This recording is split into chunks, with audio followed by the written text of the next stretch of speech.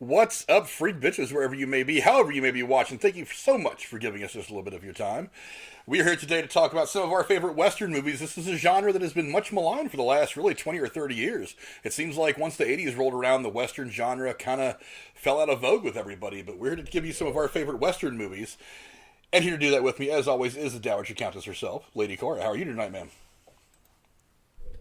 Had a fabulous day. Did some day drinking just for the shits and giggles. It was great. When you have the freedom to day drink, it's like some of the best adult freedom you can understand. You don't know. It's like I teenagers don't know. understand. I only do it once or twice a year. But I was like, I got a small bottle of champagne in the fridge, and I've been sitting there for 2 weeks, 3 weeks. Yeah, I think I'm at 2 o'clock. I decided it took me an hour and a half to finish it, and then I took a nap. I felt fucking fantastic. Yeah, day drinking is like it's the one weekend thing. Like when you're a grown up, you don't really get weekends anymore. There's always something to do, but day drinking that's kind of the closest we come anymore. Mm. But and then joining us as always is my hetero life mate, the horror man himself, Jeremy Wolner. How are you doing today, my friend? New title there. I like that. An extended title. Extended title. I'm slightly, I'm slightly disappointed in you that you didn't say that the Western movies kind of rode off into the sunset after that. Well, you don't like Really my bad dropped the ball there. puns. You don't really like my great. I make bad segue. puns. I'm not saying no, but I am. Well, not. I guess it's kind of the day. I don't know. Shit, I'm drinking too, so that. Yeah, that's the funny. That's going to be the funny part of tonight's little stream is that we're all drinking right now. I'm sipping on Well, some I bourbon and figured the coke, and Cora's already 3 sheets to the wind. Probably she's been drinking all day. Oh. Yeah. Got Jack and Coke. I figured the whiskey be apropos for the Westerns. So Damn right. But It's quite appropriate, I think. it is. I mean, they used to Hell drink tequila like water back in the old West, so why not? Seems pretty fitting. But let's get into some of these movies. You know, like I said in the opening, the Western is a much maligned genre of filmmaking the last, really since probably about the early 80s. There have been some that have come out that have been phenomenal in the last 20 years, but they're not the staple of great cinema like they were from the 40s all the way up through the 70s. And really even farther back than that. I mean, the Western it was one of the genres that built the film industry. It's like almost every movie was a Western for a while, or some variation of it. But yeah, I mean, it's a genre that has been long since forgotten. It's been kind of run over by some of the political thrillers have become big. Obviously, some of the actiony stuff, comic book movies, that genre has blown up and it's kind of blown everything out of the water. But the westerns tell really, really great stories. And if you really go back through history and watch some of the best western genre movies, you're gonna be blown away by just how good they are. And we're gonna go ahead and start with Miss Cora and the first movie that she wants to talk about. Miss Cora, what would you like to start with today? The Missing from 2003. It's a family drama as much as it is an action western, and the dynamic between the two leads, father and son, or excuse me, father and daughter, is very well done. The visuals, the costuming, cinematography, writing of the script, they're all stunning to me. It's American Revolutionist Western thriller film, is what some people are describing it. Directed by Ron Howard, so that carries some weight. Stars Tommy Lee Jones and Kate Blanchett. It's based on a book from 1996 called The Last Ride, and it's set in 1885 New Mexico territory. Basically, this woman's widowed and she has some kids, and her dad's estranged to her. And at this current time in the area where she settled, some Apache Pashidin, that's the name of the Indian tribes, have been going around killing white settlers and kidnapping the girls and women to be sold in sex trade in Mexico. And so she gets her dad to help her to go on the hunt to save her daughter. And there's a lot of really great action and plot to this. And it's notable for the authentic use of Apache language by various actors, some of who spent hours learning to study it. Evan Rachel Wood actually plays the daughter who gets kidnapped and does an amazing job, because there are some scenes in the movie where you see her when she's in captivity while they're looking for her. Very stunning in her poise, and it doesn't seem hokey. It just seemed, I mean, she's done a lot of TV acting. I haven't seen her in a lot of movies, but she did a very good job. The film earned mixed reviews from critics. It earned a 58% rating on Rotten Tomatoes. But some people have said it was one of Ron Howard's best movies that he did. I think it was fantastic. The budget was $60 million. The box office was 38.4. I don't think it did so well financially. And again, with the Rotten Tomatoes at 58%, I don't think it was received as well as I would say it's worth. I'm also a big Tommy Lee Jones fan myself. But this is just, I don't know. I love the dynamic of it being more like a family thing, not so much a bad guys chase good guys chase bad guys, woman finds husband kind of Western. So for me, that was what drew me to it. I saw it from Blockbuster, actually. Rented it at Blockbuster and watched it in my living room and then bought it. And I've seen it 4 or 5 times. And if you haven't seen it and you like Ron Howard or Tommy Lee Jones, even if you're not a Western fan, I would highly recommend it. I was going to say, it's okay. I'm old enough to know what Blockbuster is. You can say it. I know we all just laughed. It's kind of a crying laugh. But... And it's a good movie poster for modern times, by the way. Yeah, movie posters are kind of a lost art. Sometimes they just kind of half-ass and they're just like, we're gonna show like and this one it's just like we're gonna show an action scene at the bottom and then the stars' faces. I don't really think they make an artistic effort like they used to do back. But I like some of them that are very they're good. showing the family element of it. I don't know. That's what I liked about it. But I was drawn in for those reasons. Have you guys seen it? A long time ago. Actually, I mean, honestly, sometimes you get drawn by the names, and you look at Cate Blanchett, who is up there amongst the best female actors ever. Mm-hmm. Then you look at Tommy Lee Jones, who has been up there in the upper echelon of best male actors ever, and he's done some absolutely amazing things. And then again, you take one of these stories that's very deep and emotional and heartfelt, and you put it in a time that none of us really understand, and we kind of get drawn to it for a couple of different levels. Jeremy, what do you think? I mean, I would still watch it. Not opposed.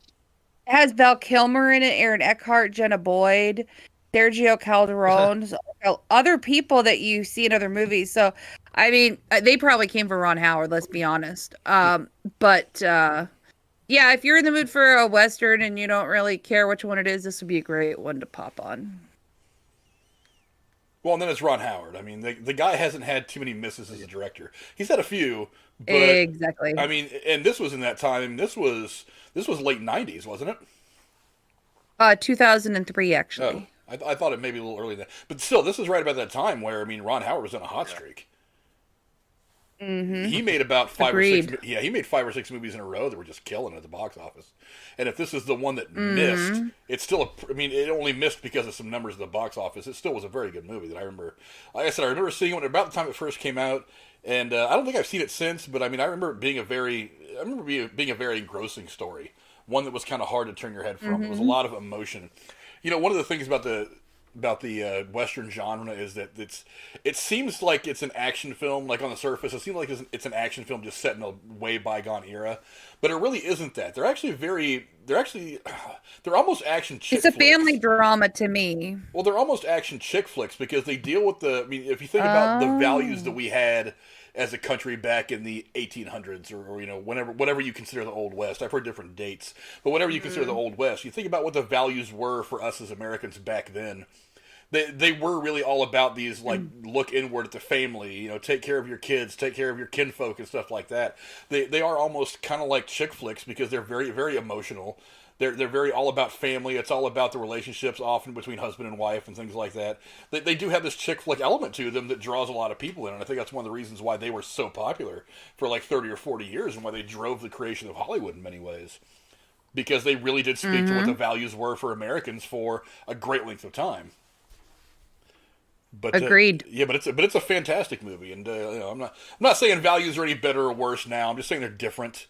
But I mean, I think making more movies like this will probably help people keep some things in perspective. You know what I mean? This is the whole Steve Rogers versus John Walker thing.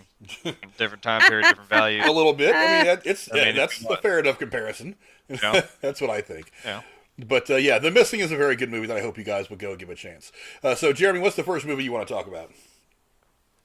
All right. First movie I'm going to talk about I realized pretty much all of mine have old and new, so I had to distinguish between them. So my first one's the Magnificent Seven, but I went with the 2016 version. Um, it's obviously it's a remake from the one from 1960, which is funny enough based off of the Akira Kurosawa film Seven Samurai, which seems like fucking everything is based off of that, because even Star Wars, but whatever. I mean, Kurosawa's a fucking, it's a big name. You say that, and you don't have to explain it. So same basic plot. It's there's a guy Bartholomew Bogue who seizes control of this town. He's looking for gold because that's what we're all doing. We're either taking land from people or looking for gold.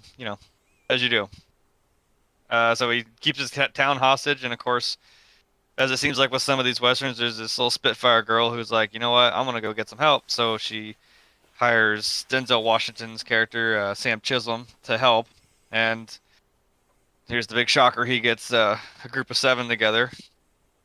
It's the title card right there to take on this guy and his whole henchman. So it's kind of a weird good versus evil thing, but that's kind of a greed versus like this is kind of morally fucked up that you're just here on a gold kick, holding this town hostage. But also it's got Chris Pratt in it, so I'm not mad. Yeah, I mean, just look at that cast. I mean, you got And Ethan Hawke. Yeah, well, Jesus. you got Brolin. I mean, you got Denzel for one. Right, like you got some big names. Bomer, he's from that TV show. I forget what it was called, but there's a ton of people in here that are fantastic. So kind of like the old one too. It's like you get, or like we were talking about Ocean's 11. It's like back in the day, you got like the whole Rat Pack. It's like you get all these names, and it's like it's just gonna be gold because you got all this talent behind this movie. And same with this one. Even now, you got all these big names that we all know. Yep. Yeah, just look also, at I don't want to. You got Brolin, you've got Pratt, you've got Denzel, who's a Hall of Famer. Who was the guy that played the Asian guy? I feel like I've seen him in something like The Raid or something like that. One of the movies that got huge here. I just can't remember though. Lee Byung-hun. Yeah, I feel like I've seen him too. The face looks familiar to me, and I'm having trouble placing it. But then you have. I'm still not convinced that fucking woman isn't Jennifer Lawrence, and you can't fucking tell me it's not. She fucking looks just like her in this movie, and I was just seriously, I thought, why not? It might as well be. And I was blown away, like, oh no, it's not. Okay. He plays Storm Shadow in G.I. Joe. That's probably where I've seen his face. Mm-hmm. That's probably. I also got Vincent D'Onofrio. Yeah, and then you got Vincent D'Onofrio, who himself is, I would consider, a Hall of Famer. But I mean, Isn't he more known for that show where he plays a cop or a lawyer or something? Vincent D'Onofrio's good in everything. Oh, okay. He was in Jurassic World with Chris Pratt. So they've Yeah, done he was it the before. asshole. Yeah, he was the asshole who's going to take advantage of Velociraptor. I know. But on top of that, he plays a good asshole. But then this one, he's I mean, he plays a great good guy. I mean, he's a good guy in this, and he's totally believable. Yeah. And then he goes and plays. Honestly, one of the hardest roles for someone to nail is Kingpin, and he nailed Kingpin. One of the reasons why that Daredevil Marvel show on Netflix was so successful that's right. was because of him. He was damn good. But I mean, yeah, he's got a tremendous amount of range. He's good at just about everything he does. He's a Hall of Famer. So I mean, you stack up this amazing thing with the story. I mean, the original Magnificent Seven was already a very, very popular film from the genre, and it's just one of those ones that carries. So it seems like when you get these guys that have a ton of talent, it's kind of hard not for this movie to be awesome. You know what I mean? I agree. This to me is actually one of the last. It seems like every 8 to 10 years they make that one Western that is just like, okay, the Western genre is still good, and then nobody goes back to it. Nobody says, you know what, if this is going to be the next hot genre, let's try to get a great story, let's try to get some actors, let's really try to flesh out a great story, either original or something from history that we can kind of mess around with a little bit. And Magnificent Seven, I was really hoping would be that one movie that kind of lit the genre on fire again and made it popular again, and it just didn't. It seems like every few years there's one that comes out that's really, really good, and then just nobody goes back to the well. And nobody really wants to... Do you agree that Westerns... Go ahead. Sorry, go ahead. I was gonna say, do you agree that westerns seem to do reboots better than most genres? Because you look at things like Footloose, which I refuse to watch the reboot, and other, and Ghostbusters and things like that. I just have this experience that with westerns, it's done in a way that works, and it's not a joke compared to every other genre. It's still almost like a period piece. It's something that we know we can do. It's not like it's not so different to where it's like where you feel like it's not done proper. So it's like more of a remake than a reboot. Kind of, and it's like, I mean, you can obviously cinematography wise, you can make it kind of whatever you want. You can make it look a little crisper, make it look, you can do up the effects, but it's still at its core. It's like, well, it's the Western. There's not too many things that differ from, say, like one from made in the '60s, say, to now. You can still do it, just maybe pretty it up a little bit. It still works because the story's still catchy. You know what I mean? It still works. I agree. I have a friend I was talking to about westerns, and she was saying that she doesn't like them because her family watched them all the time growing up, and so she felt like she was stuck with it, and she wasn't drawn to it. My family was the opposite. We didn't watch westerns, so I started watching them on my own when you got old enough. And I don't know if there's something about, kind of just, being the apple that falls far from the tree and finding your own way in life and interest of things like this. But I just love westerns. There's something, I don't know. They're all different and unique. I mean, we're all picking different movies, but there's just something about westerns, and I can't pinpoint. I tried to put pen to paper and figure it out to have something really cool to fucking say that's suave tonight, but I just fucking love them. I don't know about you guys, but so you might be like me. I grew up watching a lot of them too, but I'm like, but I still like them, Yeah. Okay. Yeah, like I said, it's a much maligned genre. Most of these, I don't know why this genre gets shown so much. Yeah. I'll say most of these I still go back and watch. The ones on my list, like I watch these just regularly because I want to. Mm-hmm. It's a weird thing to come back to that I always, I'm interested in. Yeah, no doubt. Cool. But do you think you could see yourself ever making westerns or starring in westerns if you guys ever did a short? I'm not good looking at a movie star. Come on. No, I'm not good looking at a movie star. I'll stay behind the camera. Jeremy, he can pull it off. Fair enough. Now, you see, if you had made me really dirty with a mustache and a long beard, made me look kind of grody looking, I could probably pull off what Vincent D'Onofrio did in this movie. But other than that, I can't do the Chris Pratt stuff. I can't do Denzel. I remember well, see, that's the funny thing is when we were watching this, my buddy, and he's kind of like a bigger guy too, and he was like, I was like, I see you being D'Onofrio's character. I don't know why. It's just maybe because you're the bigger guy and you're you would tackle people off of fucking horses. That's like your fighting style. That shit was fucking hilarious. I thought it was great. And then collectively, the entire room just decided that was Chris Pratt, and I'm like, you know what? I'm not even mad. That's probably true. That's right. I'm not mad. Well, I mean, I don't know about Chris Pratt. Like you're. I mean, I'm not saying I am. Oh, fuck you. You know what I meant. I know. What the personality was. I'm just breaking your balls, bro. God damn it. Star-Lord, man. Who? He is Star-Lord. But yeah, you guys should definitely go check this out. But nobody calls him Star-Lord. I know. They all for who? Who are you? But listen, yeah, you guys should. Called her Scarlet Witch. Yeah, you guys should definitely go check this movie out. This is one of the last really good westerns that has been made. And this movie is only about 7 years old, something like that. When was this movie? When did this 2016. movie so. Oh yeah, so 4 years old. 16. So. Yeah, it's not that old. Not long ago. Yeah, it's not that long ago, and it's proof that westerns can still work. Now, maybe you have to go ahead and spend some money on some big names or something like that, but I mean, they're beautiful pieces.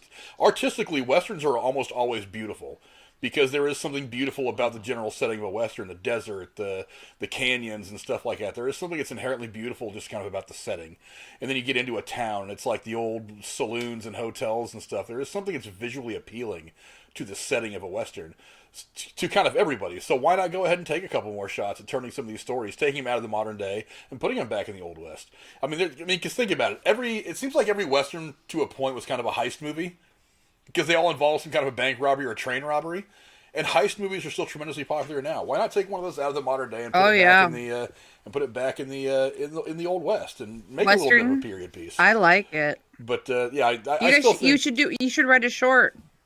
I don't know. I'll get around to it. I've already got one on I already got one that Fuck I'm it, I'll working do on. it. I'm not. I can't work on two different projects at once. I'm not that good.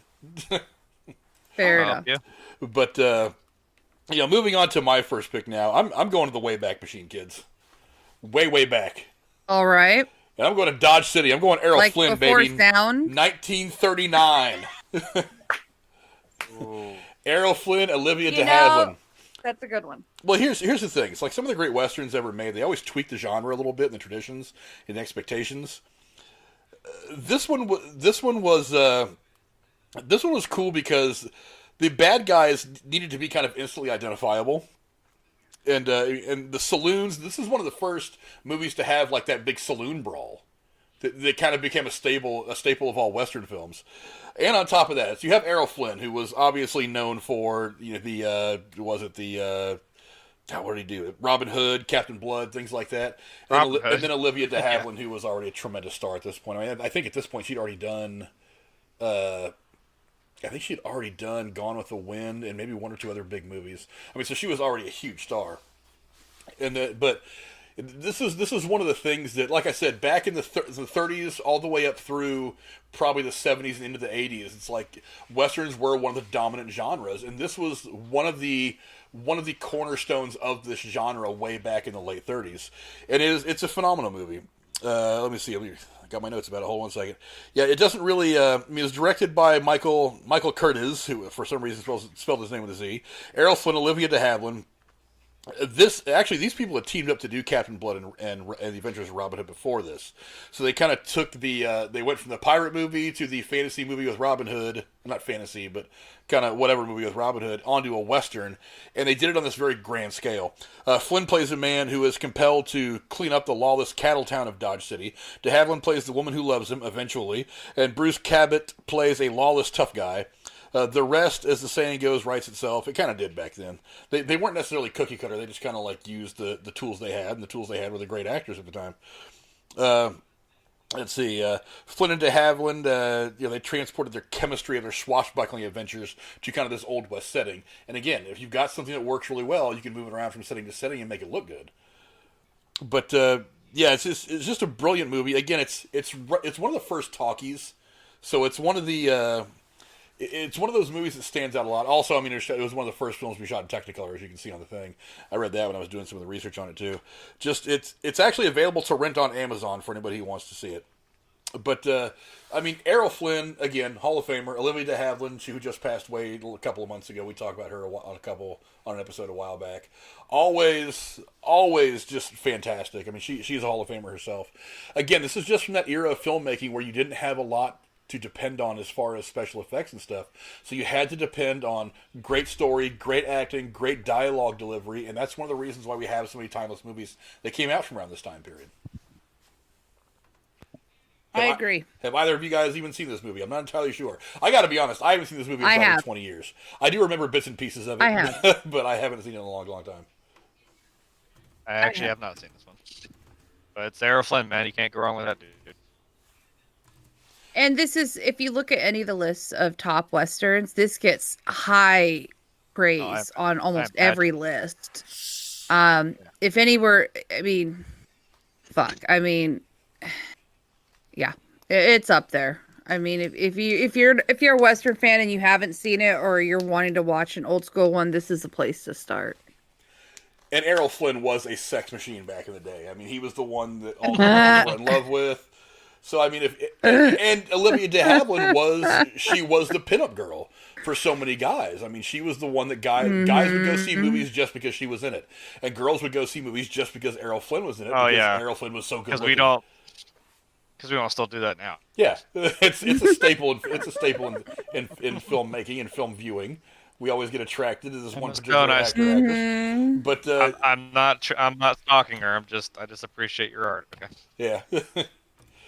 But yeah, it's a fantastic movie that I hope you guys all check out. Again, it was one of the first to really kind of explore some of the, not the violence, but the action-y side of it.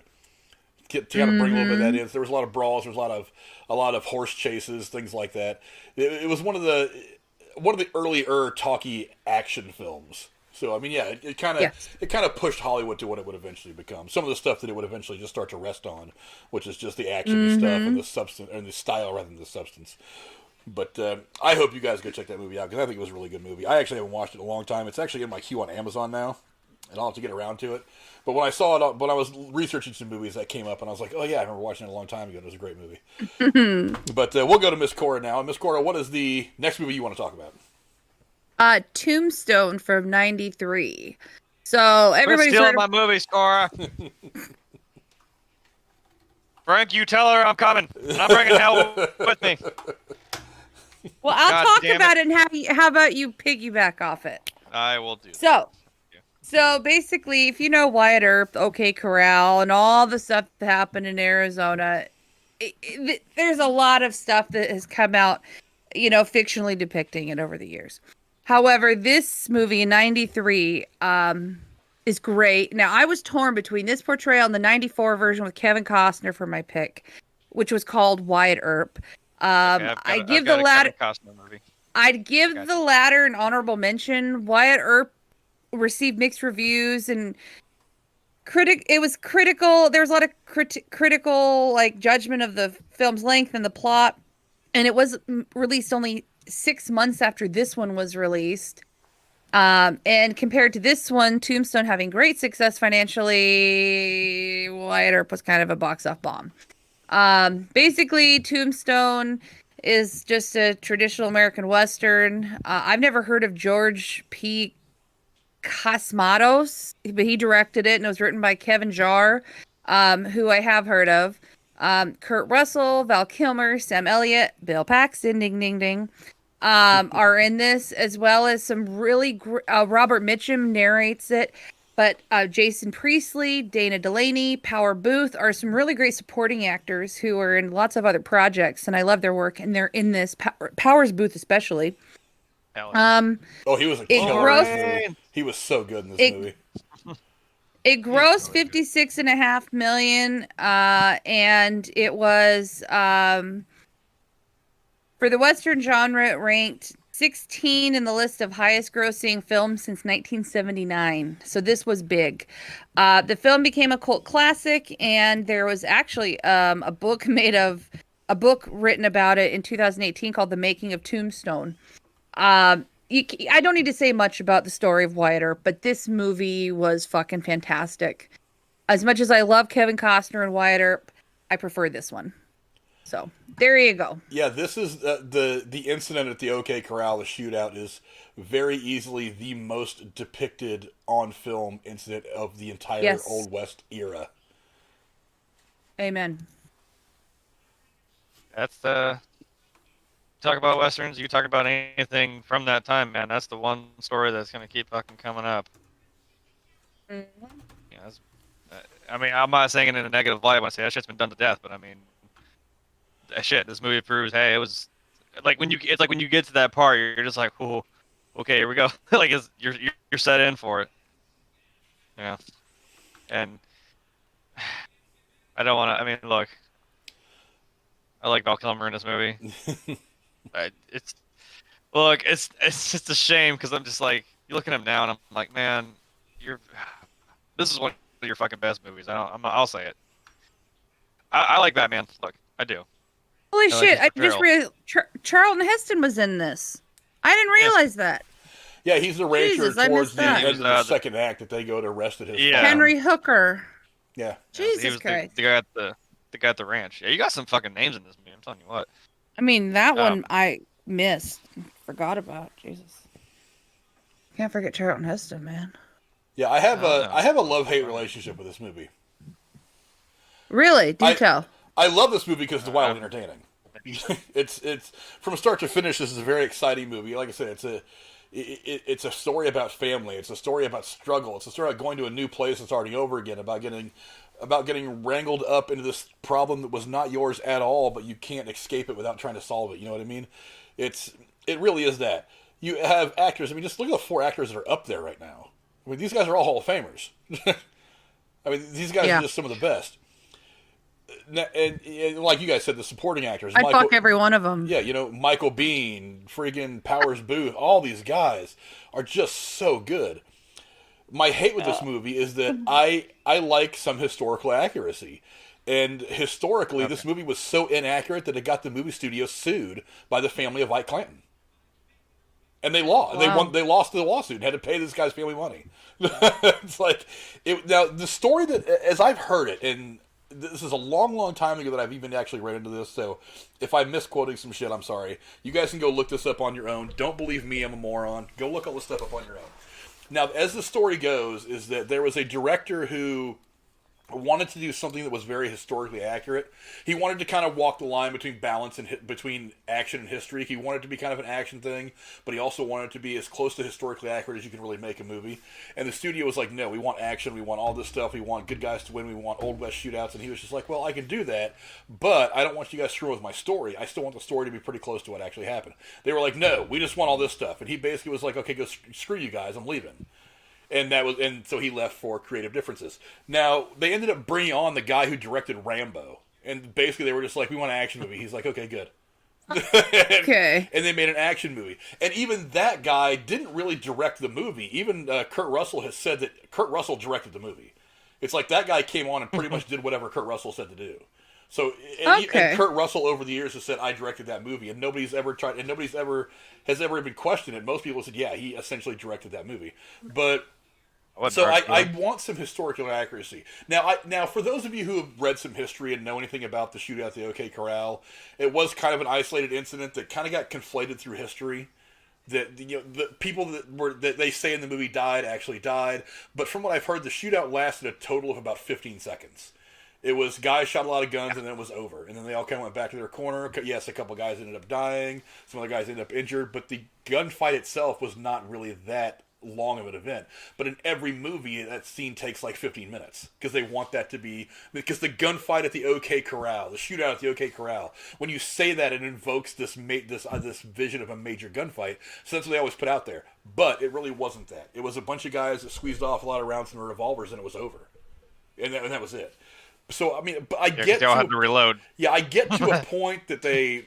I mean, look, when I watch a movie about something that actually happened in history, I understand a little bit of it's going to be tweaked because sometimes the story, even though it's interesting, doesn't lend itself to screen, and you have to kind of adjust a little bit to make it all work in movie form. I get that. But the fact that they were so willing to blatantly lie about how this entire event went down, to the point where the family of the Clantons actually sued Paramount and won for defamation. Like that whole thing was, and you guys can go look this up. It's all there. And the irony is the descendant of the Clanton family who actually sued Paramount over this looks dead ass like Val Kilmer did in this movie. Like, no bullshit. 6'4", all black, wide brimmed hat, weird like mustache, looks dead ass like him. At least the one picture I saw, he looked dead ass like him. That was a kind of a funny irony that I thought was pretty funny. But I mean, again, it's a very entertaining movie. It is a great Western, but it does conflate kind of everything that happened at that whole event. Yeah. And to top it off, I don't even think one of the Earp brothers wasn't even there.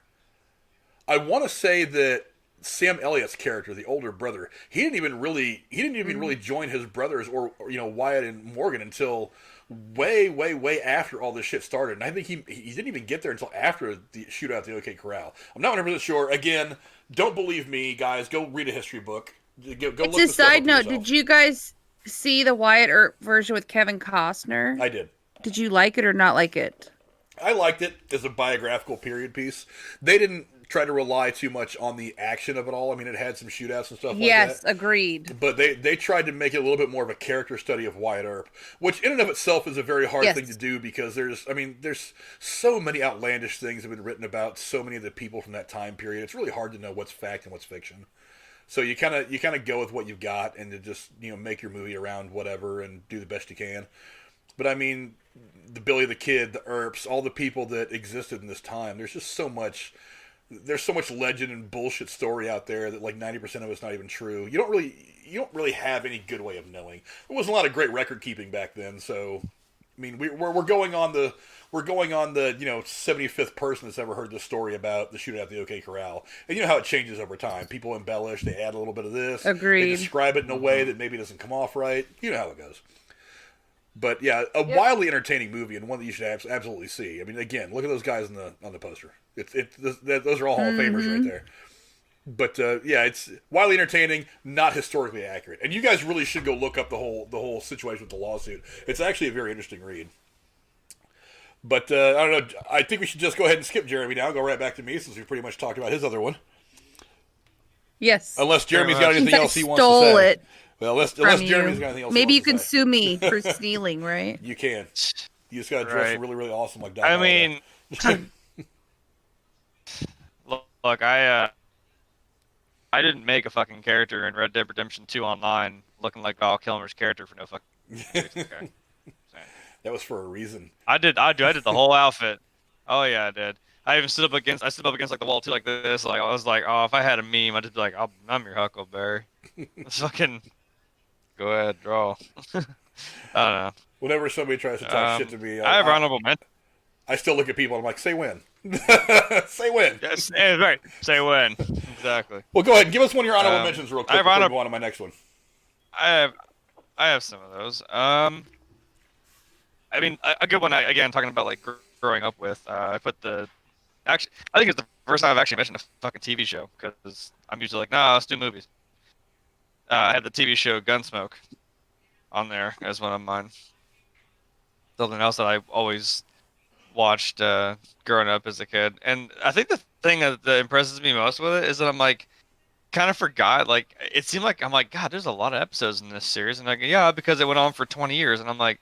You got to think, this was what I put down from 1955 to 1975. That's impressive for a show to be on for that long.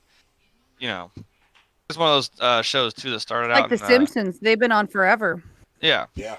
And it's like this show started out in black and white and went to color, and it's you know, it's one of those having WandaVision flashbacks now. But that's can't go wrong with Matt Dillon, man. Shit. Yeah, and Gunsmoke was one of those shows that really established television as well. I mean, that went for... I don't think it had the longest run. I think it only went for, 5-6 years? Gunsmoke? I don't know, but it was on reruns forever. Oh, it's been in syndication forever. When I looked it up, yeah. It said from 55 to 75, and I thought wasn't it also a... Oh, okay, maybe it was. Yeah, well, wasn't it a radio program too before that? It's possible. I honestly have no idea. I wouldn't be surprised. I think one of them was, and it may have been Gunsmoke, and I'm probably upsetting a lot of people that know. You're right. It's an American radio and television Western drama series. I knew one of them was created by the same director and writers. By the way, that's interesting. Right. That's what I mean. Like, there's. You want to talk about one of the really great things that had stuck around for a long damn time. They went from 52 to 61, and the TV show was 55 to 75. Yeah. That show also gave us that's a long time. That show also gave us the likes of guys like Michael Landon. That was one of the first big TV shows he did. Oh, and he went on to be like Love Boat. Yeah. A lot of people popping in for episodes who end up becoming famous. Well, Michael Landon was very young when he was on Gunsmoke. It was one of the first. I think it was one of his first big projects he did. And then, of course, he would go on to the obvious stuff. Was it Little House on the Prairie? Not Touch My Angel. What was the one he did? God damn! Why am I drawing a blank? I just watched the pilot episode a week or two ago. Highway to Heaven. Highway to Heaven is what he did, which was another amazing TV show that lasted for a long time, and it's another one of those feel-good shows that you should go watch an episode of here and there. But yeah, I mean, it really gave it. Amen. It was the starting point for a lot of guys who ended up becoming very big in the 70s and 80s, even in really early 60s. But moving on, I'll go to my next one, and I mean, I struggled with this one a little bit.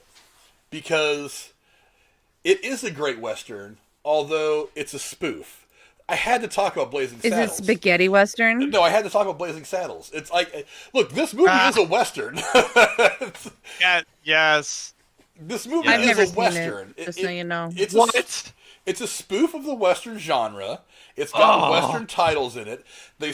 Now, granted, Mel Brooks kind of screws with it a little bit because it is kind of a put up.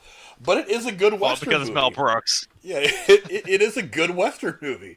I mean, at its core, that's kind of what the story and everything is it's a Western. So I honestly, I thought about this or the Three Amigos, but I was just like, I almost picked Three Amigos too, but I didn't. I thought about Holy this as shit, Three this- Amigos, and I I've was never like, seen this Blazing Saddles. at least Blazing Look Saddles at the budget, is, Frank. for Blazing Saddles. 2.6 million budget, box office 120.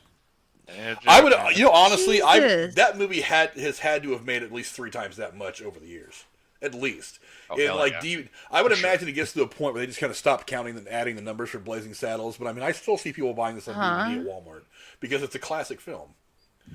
I mean, I'm just not a Mel Brooks fan from what I've seen, so I purposely not watched the rest of his works. Hey, Frank. You know what kind of people don't watch Mel Brooks movies? You know, Oh boy. morons. He knows what I'm talking about. I know what you're talking about. You know, People who morons. get kicked off the show. Mm-mm. Okay. Oh, you're too much fun. I can't.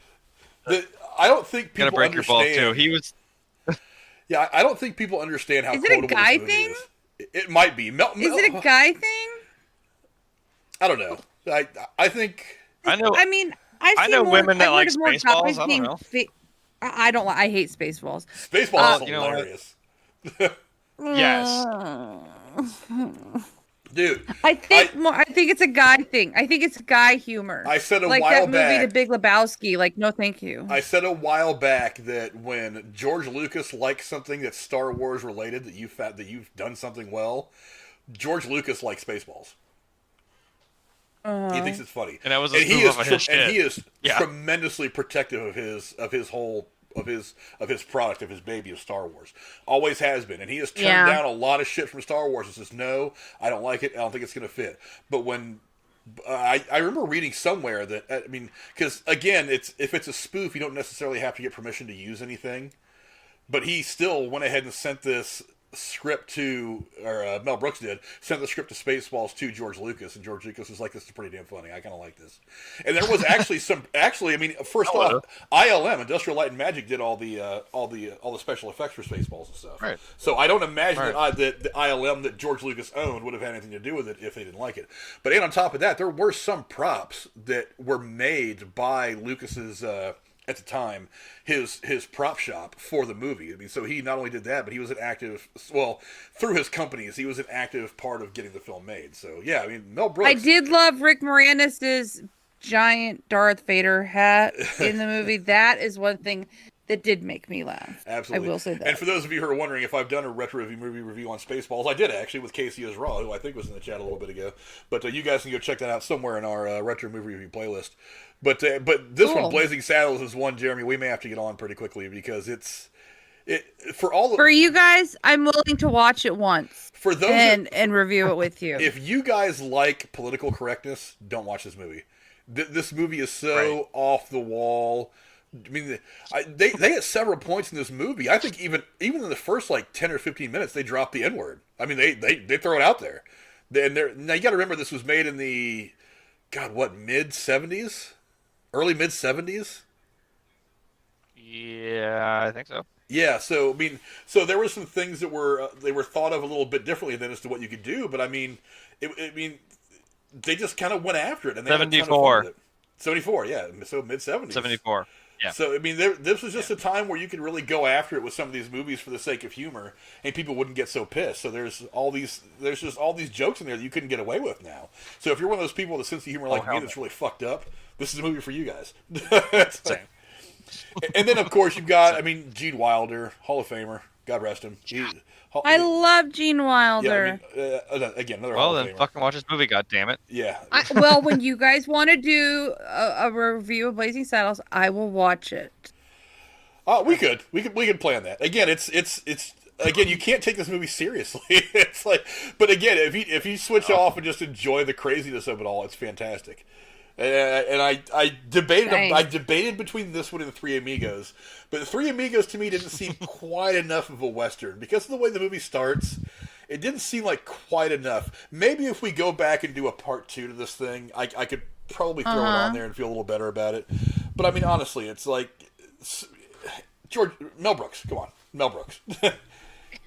and all these guys that were in are just Robert. absolutely phenomenal, and they're just so. For those of you who like some of the Monty Python stuff, it's like they're very serious when they deliver these ridiculous lines. I have not seen that stuff, so I don't know. Well, one of the fun things about but I'm scared one of to the see fun things about the Monty Python stuff is they deliver the lines so matter of factly. It's so subtle, and that line. I've seen the TV show a couple times, like the little like sketch show they used to do.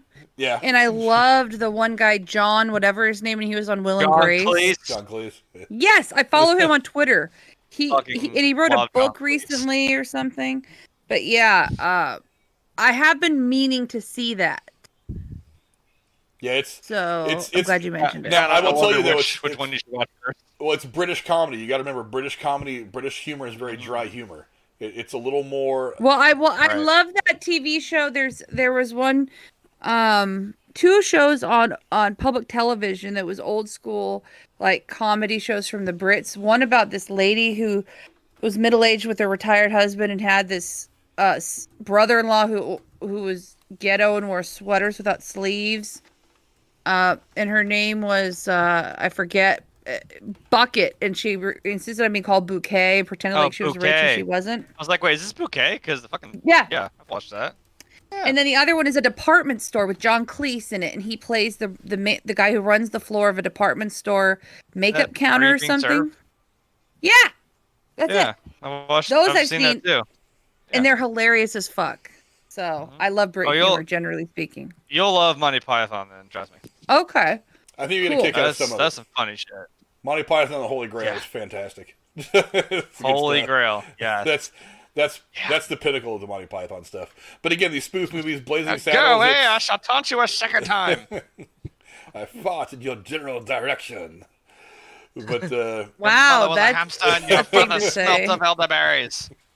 Yes, it's boy. It's very good stuff. I think you got to check it out. But again, Blazing Saddles is very much in that. French. Blazing Saddles is very much in that. It's a spoof. It's a put up of the Western genre, and I think it's really the only one that has ever been made.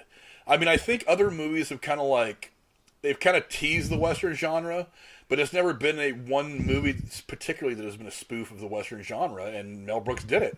He did it great. And again, this is one of those movies. That's what he does. I don't have the cast list in front of me, but it's one of those movies that's just like it's just loaded with funny people, like guys at the time in the mid-'70s when this came out that were tremendously popular for all the stuff they did. And there were some dramatic guys that were in it too, I believe. I just clicked on it. It was the cast. Let's see here. Gene Wilder, Slim Pickens, Harvey Korman, Madeline Kahn, Burton Gilliam, David Huddleston, Liam Dunn, John Hillerman. I've heard of that guy. Carol Arthur, Charles McGregor, Claude Enos Starlett, Robin Hilton, Don Megawan, Dom DeLuise. Know him. Count Basie actually played himself in this? Fucking A. Yeah, I gotta watch this. And then uncredited, there's some other people as well. Some guy dressed as Hitler named Ralph Manza. So, yeah. And I guess Brooks' wife was said to have appeared in it as an extra in the church congregation scene.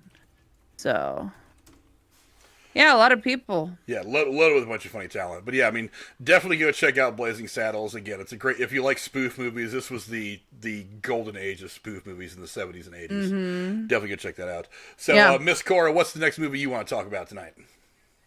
It's technically 2 movies, but it's really just the same movie, but one's a reboot. True Grit from 1969 and 2010 combined. I'm the fuck over there. Don't stop stealing my shit. Well, hold on. Let's talk about the OG 69 or 2010. How about hold on. How about you talk about the new one? Since I only picked the old one specifically.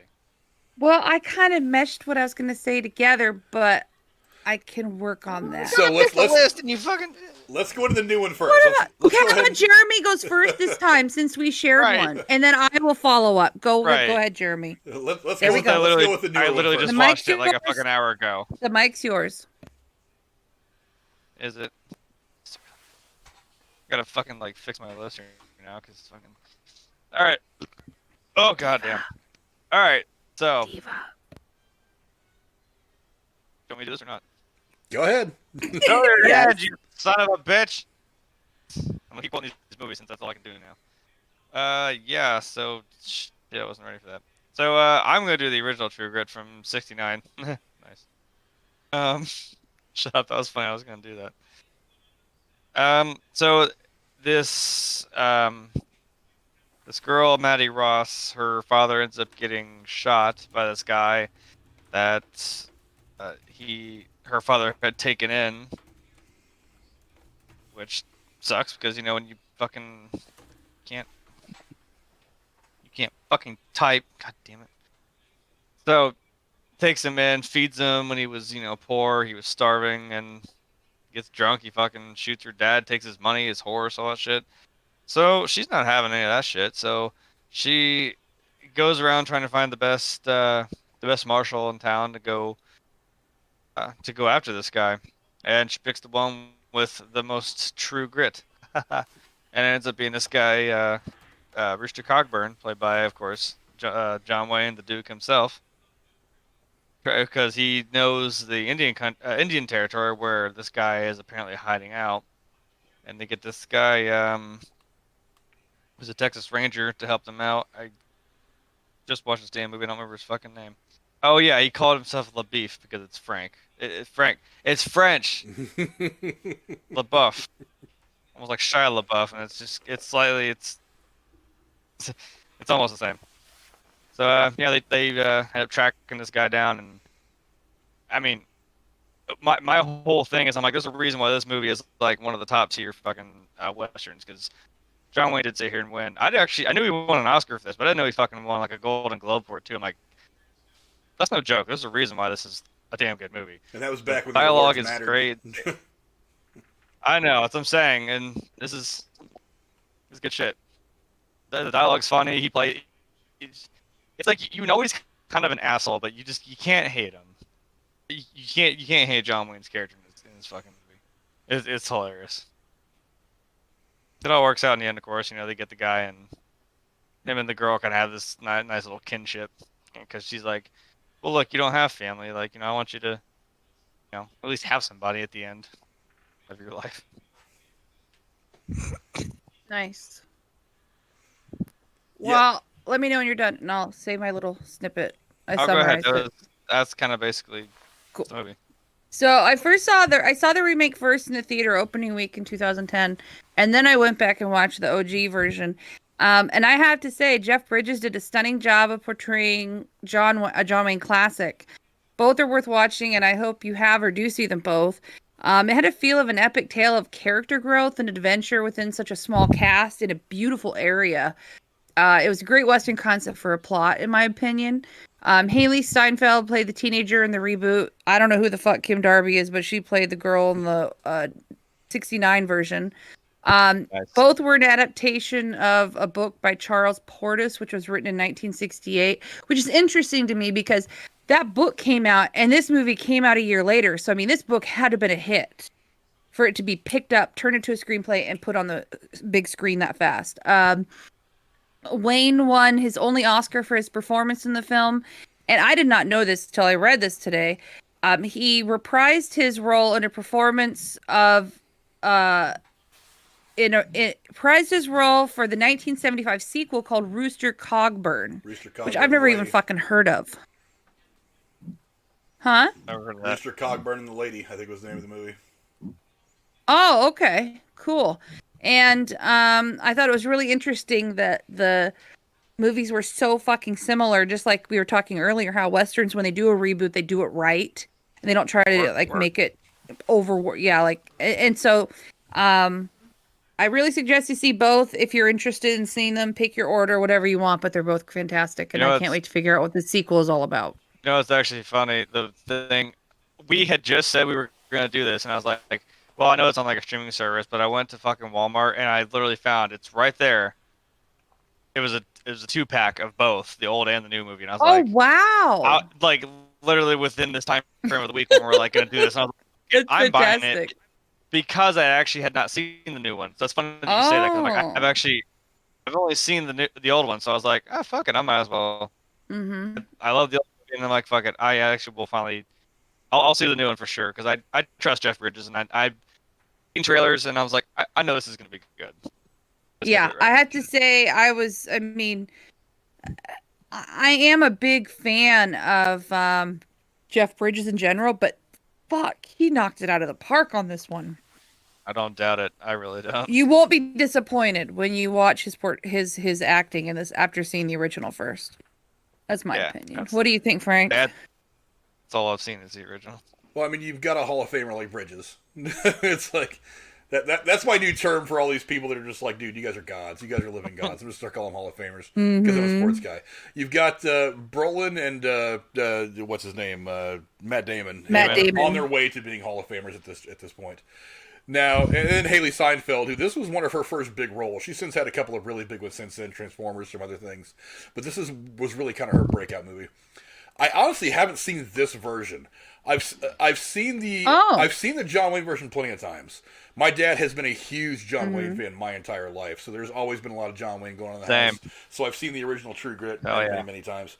But I haven't gotten around to seeing this version yet. I don't know why. I'm trying to think of a reason why. I look forward to hearing how you guys think of it and compare it after the fact. I think it's just a matter of me being lazy. I need to get off my ass and watch this movie because I know it's on a couple of the streaming services. Like I said, I bought that shit for a reason because I was like, I might as well have both, and I might as well watch the new one. Well, you guys live close enough. You guys should just hang out and watch it together. We should. There's actually a couple of movies I want to sit down and watch with Jeremy, but I do have Friday and Saturday off this coming week, so if you want to do something. Well, I do not. So, but we'll figure something out.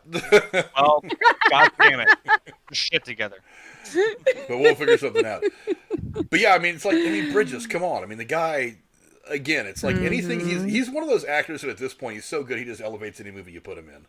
So it's like if you have a good story, if you have some other great co-stars, if you have some great chemistry going on, he's just going to make it all better.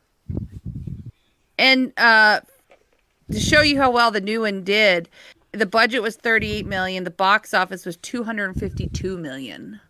And I was part of that because I was there that week. So, I mean, it's just impressive to me. What's interesting is the original movie. I don't see the budget listed, but it got a $31 million box office. So this story has done well over the test of time. It's amazing to me how great it was well received. And it didn't get a lot of hate for, taking a John Wayne movie and redoing it, which I was worried about.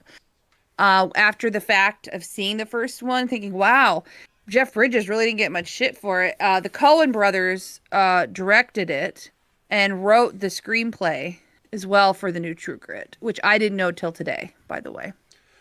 Coen brothers make some pretty damn good movies. Yep. Absolutely. I mean, I guess I'll just interject this now. I was actually kind of excited for this list, and I guess I'll dedicate this one to my dad because these are the reason why I watched all these westerns and because he was a huge John Wayne fan, which is also why I put that one on there. I had a pretty of a movie. I leaned a little heavy John Wayne on my list as well. It's like I couldn't help it. It's like, I mean, this is what I was exposed to as a kid growing up. John Wayne was the guy. Mm-hmm. So, and then you end up getting. We're not going to escape this list without having John Wayne on it. So. You're not going to have any list of great Western movies. I mean, if you try to put your top 10 Western movies out there, John Wayne's going to be in 4 of them. And that's a generous, or at least 2 of them. Yeah, that's a generous offering. I mean, honestly, I could put John Wayne movies in like 7 of my top 10 if I really wanted to go that route. I mean, just off the top of my head. I mean, we could have just done a list of John Wayne movies. Yeah. Well, that's true. We could do a John Wayne list. He has done a lot of movies, so it could work. Yes. So I think Cora, that was your movie. Well, I'm done talking about it. Yeah, it was mine and Jeremy, so we shared it. I'm glad I got honorable mentions for this fucking list because I figured there was gonna be a crossover. Well, I mean, if you wanted to, I have 5 honorable mentions myself. Well, if you wanted to, I mean, we've got the original one. I've still got the graphics up for it. So I mean, let's talk about the original True Grit if you want that to be your next movie, Jeremy. That was the one I did. Okay. Well. Yeah, he already talked about it. Oh, was that okay? So who's kind of jumbled them all together. See, this is what happens when you guys start picking the same movies. I get lost. Look. Well, we sent them to you. You could say something to us. It was technically my turn. I let him talk about it Right. first since we had the same pick, and then I piggybacked off, and then we all talked about it. So Okay. I I think it's talked your about turn. the Grace. Bridget one too, so I don't know if that was technically hers too. Well, bottom line is both versions of this movie are very, very good. They both won a whole lot of awards, and you guys should just go see them both. Again, I really, really hope that you guys take some of these movies we talk about, especially some of these older movies, and give them a try. I mean, I know it's really easy to say, movies that were made back in the 50s, 60s, and 70s are just too different. They're too weird. They're not the same. And in many cases, you're right. Or made better. But way back when you didn't have some of the style to lean on, you had to come with some really great dialogue, really great acting, really great delivery. Mm-hmm. That's why some of these movies stand the test of time the way they do.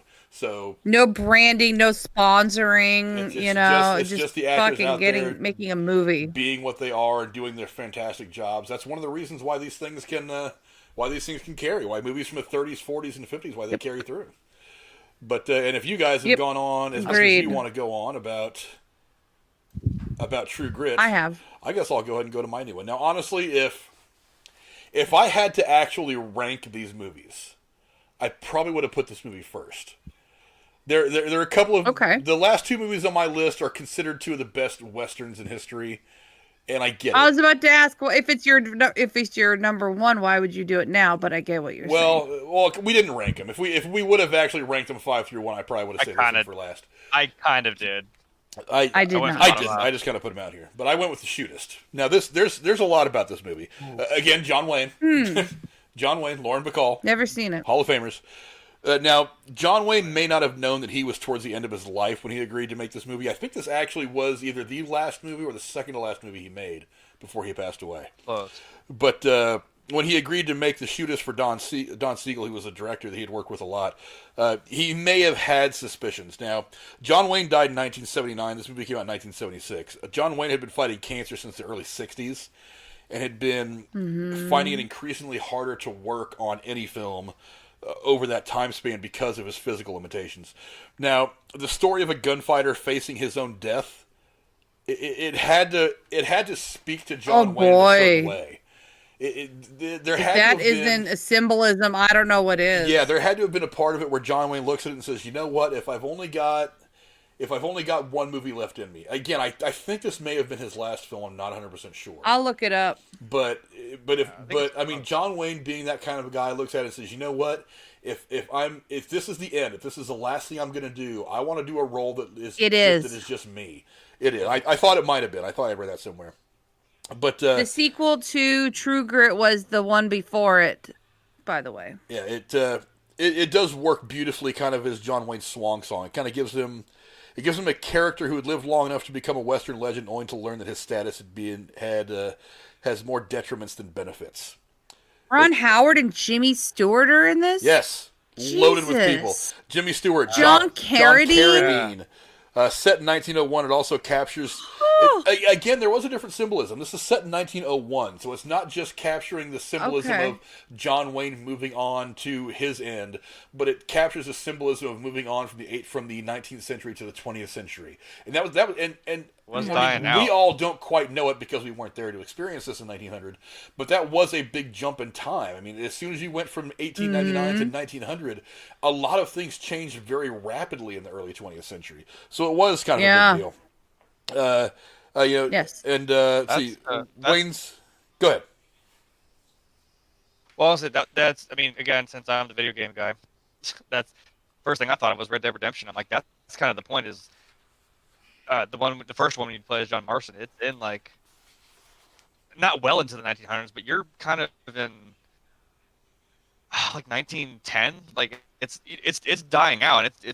It's already kind of gone. That lifestyle, that whole outlaw thing is kind of already gone. And even when you play the sequel now, which is before that, even then they were still you're talking about late 1800s. They're still like their way of life, their whole gang is kind of like worried that their way of life is just kind of coming to an end. They're like trying to hold on to it still. You know, it's weird just from one century to the next how different it felt, especially for those guys. Yeah.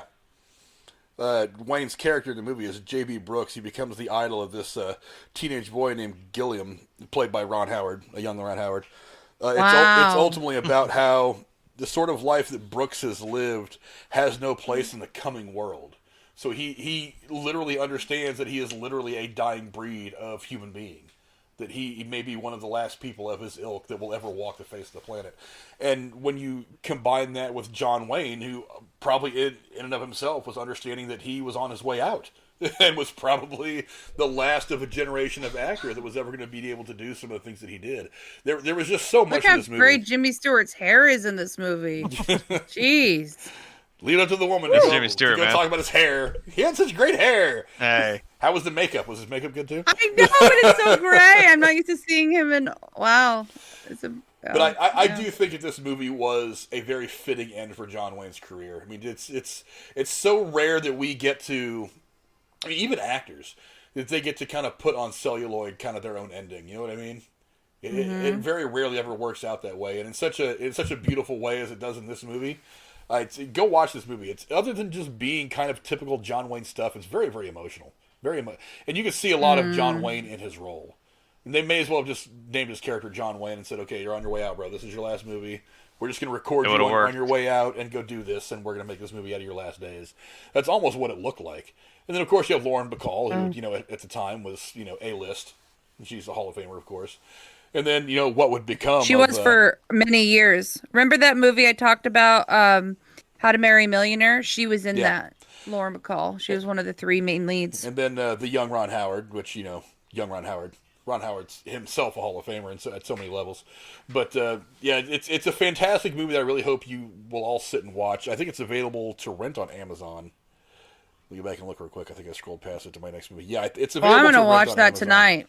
It is a... I was thinking about watching a movie tonight. Yeah, it's a fantastic movie. It's a very emotional. It's a different look at the Western. And I think it's one of the few that took a more emotional look at the genre as opposed to just making it like shootouts and stealing horses and shit like that. It's like it really was a deeper character dive, a deeper character study, which I thought was phenomenal. Can you imagine how special it is for Ron Howard that you were in the last movie John Wayne did and you were like one of the main characters with him? Like that must be like a feather in his hat. Well, this guy's been into so much stuff though. I don't know. To me, that would be. I'm sitting here wanting to quote fucking Boondock Saints too. I'm not going to grab my dick just to say the line, but it's like, Duke fucking Wayne. Duke fucking Wayne. There's a reason. Why was he called the Duke, by the way? I never understood. I don't remember how he got the nickname. I know I've heard the story. I just can't kind of his blank on it. It was just kind of like his title. It's really weird. I mean, dude, it's kind of a badass fucking name. Yeah, John Wayne died with 3 red undigested meat in his stomach. Now that's a man. That's a man. I just want to quote. I want to quote Rocco's whole speech in that fucking movie. God. But I was gonna do that tonight. I was. I'm sorry. Oh, Frank, I want to remind you about a donation. I know that's where I was gonna head next before we move on to the next one. Before we head on to that, there are a couple of things that happened the last couple of days. A couple new subscribers. I want to point out. Every time I test these things to see if they play, and then as soon as I get onto the live stream, for some reason, it doesn't happen. I don't know why that works the way it does. But this one's not happening the way I want it to either. So I do want to welcome Have Cheetah Will View to the channel. He subscribed a couple of days ago. Welcome. I hope you like what we give you. He's also connected over to the Night Watch Zone. So go ahead and connect to Night Watch Zone if you guys like the horror stuff. I will never ever stop preaching that guy's channel. He's a fantastic channel. Did you see he got over 1,000 subscribers? He had a thank you stream. I did. I watched the last part of his 1,000 subscriber stream.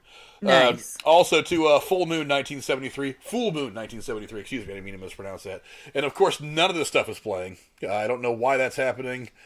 Good God, I'll have to work on that. But yeah, also really mysterious. Sent in a donation. He said Pale Rider, Outlaw Josie Wales, Quick and the Dead with Gene Hackman, The Long Riders and Tombstone. Can't argue any of those movies.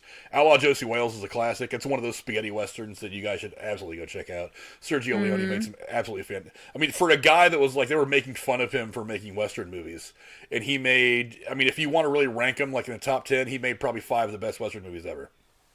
Just phenomenal. Actually, I think he even shot some of them in Italy at some point, but I'm not 100% sure. I'd have to go back. Some of them were. Make sure. Some of them were. The earlier ones. And again, you know what's going to happen is I'm going to click like stop stream, we're over, and then all the donations and subscriptions are going to play, and it's going to piss me off. I'm going to want to shoot a hole in my TV, in my computer.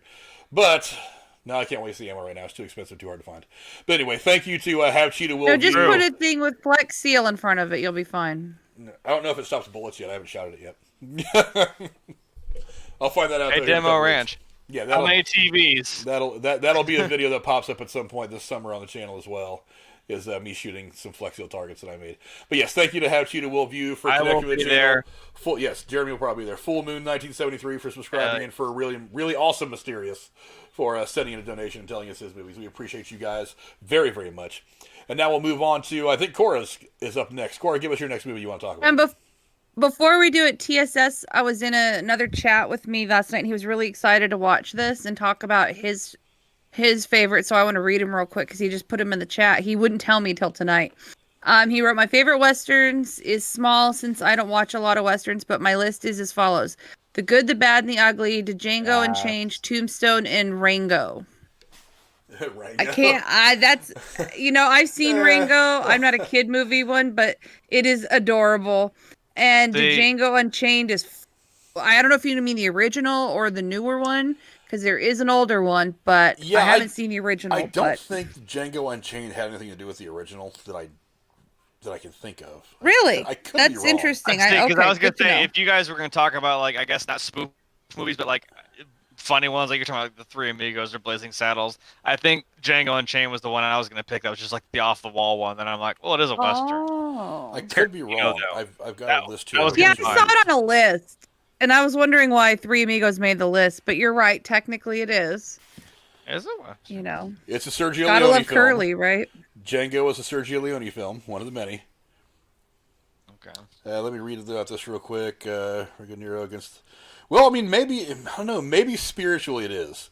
It said, undoubtedly the most influential spaghetti western... Oh, sorry, not directed by Sergio Leone. So it was a spaghetti western not directed by Sergio Leone. Django takes the ugliness and violence of Leone's films up several notches for a story that pits an ex-Union soldier named Django, played by Franco Nero, against the Klan and other forces. Sergio Carbucci, who also contributed memorable entries like Navajo Joe, The Great Silence to the Spaghetti Cannon, directs like Leone without the lyricism, putting his emphasis squarely on violence and absurdity. So maybe it is a spiritual sequel. Oh, yes, which is what Tarantino... Violence and absurdity is literally, you know... Then I'm going to watch it. Twist on it. That's amazing. I'm going to watch it When you think of like Inglourious Bastards, it's like, you know that didn't happen, but you don't fucking care because you fuck it, you're going to watch it. It says the film has one official sequel, but dozens of unofficial follow-ups with his titles like Django, Prepare, A Coffin, and A Few Dollars for Django. So maybe Django Unchained was kind of an official sequel that was just done by... It was just, maybe it was. I don't know. Awesome. Cool. I always thought that it was kind of in its own universe, but whatever. I did too. Yeah. Django. Well, learned something new tonight. That's awesome. Yeah. Really Mysterious has a thing. I don't know. He says, I need your help trying to remember a Western. All I can remember is a scene with some gangsters with machine guns. May have been in the 80s or 90s. Don't remember much else. I can't think of a Western where they had machine guns. Right, unless you're talking about Is he trying to make a joke?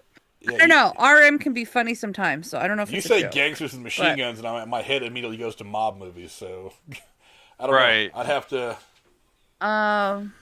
Cowboys and aliens. He said it had to be 80s or 90s. I'm trying to think. I almost said that one just to be an asshole. I'll have to put some investigation onto that to really try to figure it out. I can't think of it off the top of my head. Well, while you're doing that and he's giving more, I'm going to talk about my next one. Well, you go ahead and talk about your next one. It is... Okay. Did you steal another one of mine? I don't know. I don't believe so. I haven't said it out loud yet. I guess you'll find out. My second to last pick is Jeremiah Johnson from 1972. Okay. It's a damn good Okay. No, that's a damn good movie. You're good. No, that's okay. All right. It's a 1972 American Western film directed by Sidney Pollack with Robert Redford, Will Geer, and it's based partly on the life of the legendary mountain man John Jeremiah Johnson, recounted in 2 books that kind of led to this movie. And there was a TV show, by the way, which I watched as a kid. This was... So as a city kid, growing up in the 80s, seeing this, it made me want to love the outdoors. And Awesome. I can't convey that enough. Seeing this guy loving, having connections with nature.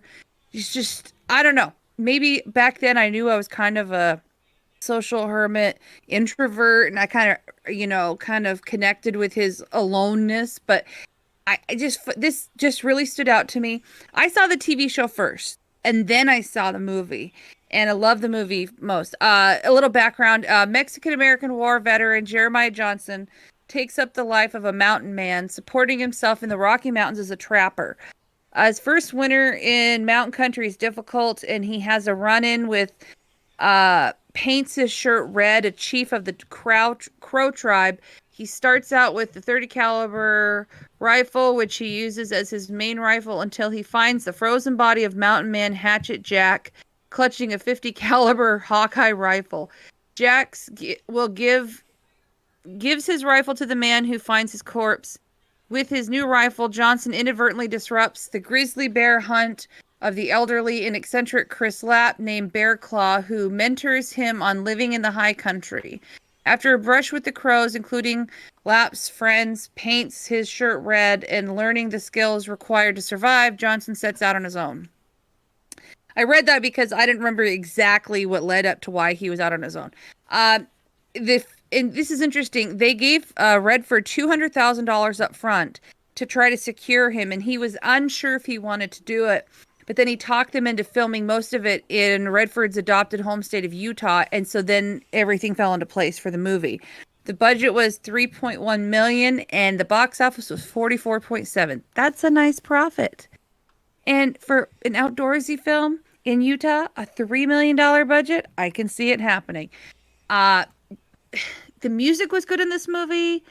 Like I said, it's a beloved movie of mine. So for me, I love this. And it really got me to think of Westerns in a different way years later, because there's not a lot of like small town issues, like in a lot of the other Westerns we've spoken of tonight. But this one to me is a Western, and it's a really special one. So there you go. Jeremiah Johnson. What year did this come out? I want to say it was late 60s. 72. Okay. Yeah, 72. I mean, because $3 million in 1972. I mean, it doesn't sound like a lot for a movie now. After they're spending $250 million a piece on the Marvel stuff. It seems like you can't. I mean, if anything less than $100 million is considered an independent film anymore.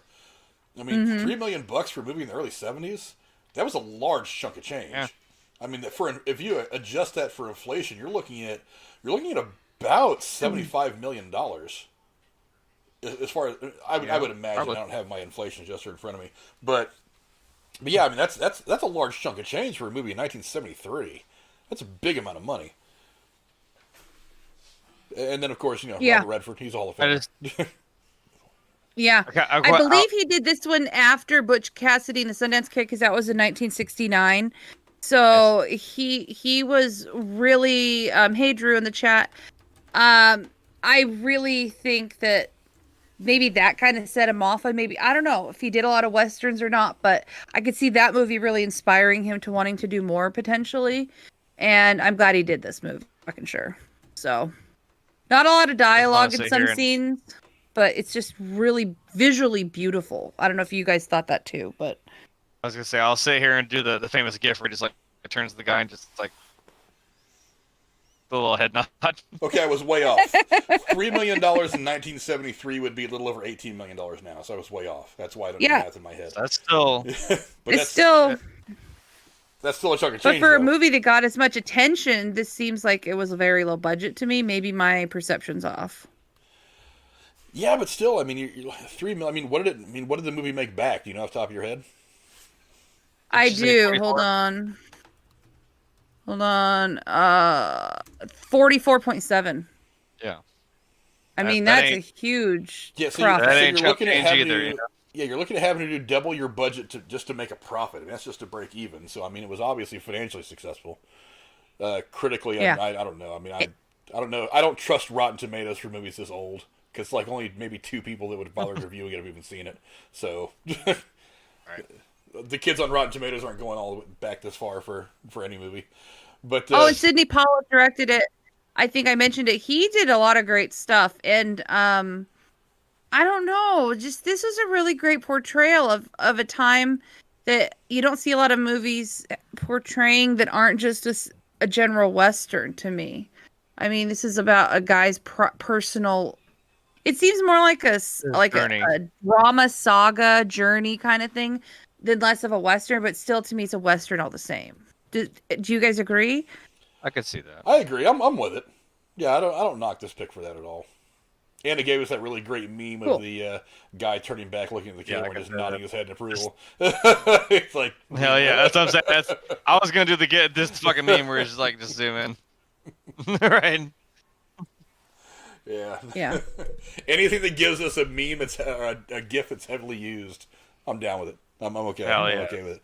But again, it's Robert Redford. Same. I mean, good Christ, in the 70s and 80s, Robert Redford could do almost no wrong. Mm-hmm. And again, this is just one of those times where people really wanted to go into the wilderness and follow some guy's journey. I wish I could. Right. I watched 3 better YouTube read. channels that remind me of people who do this in their own way, who live off grid and do stuff. Oh yeah. And so I'm not surprised that I'm not drawn to those after growing up loving this. So Yeah, no doubt. But Jeremiah Johnson, definitely, guys, go check that movie out.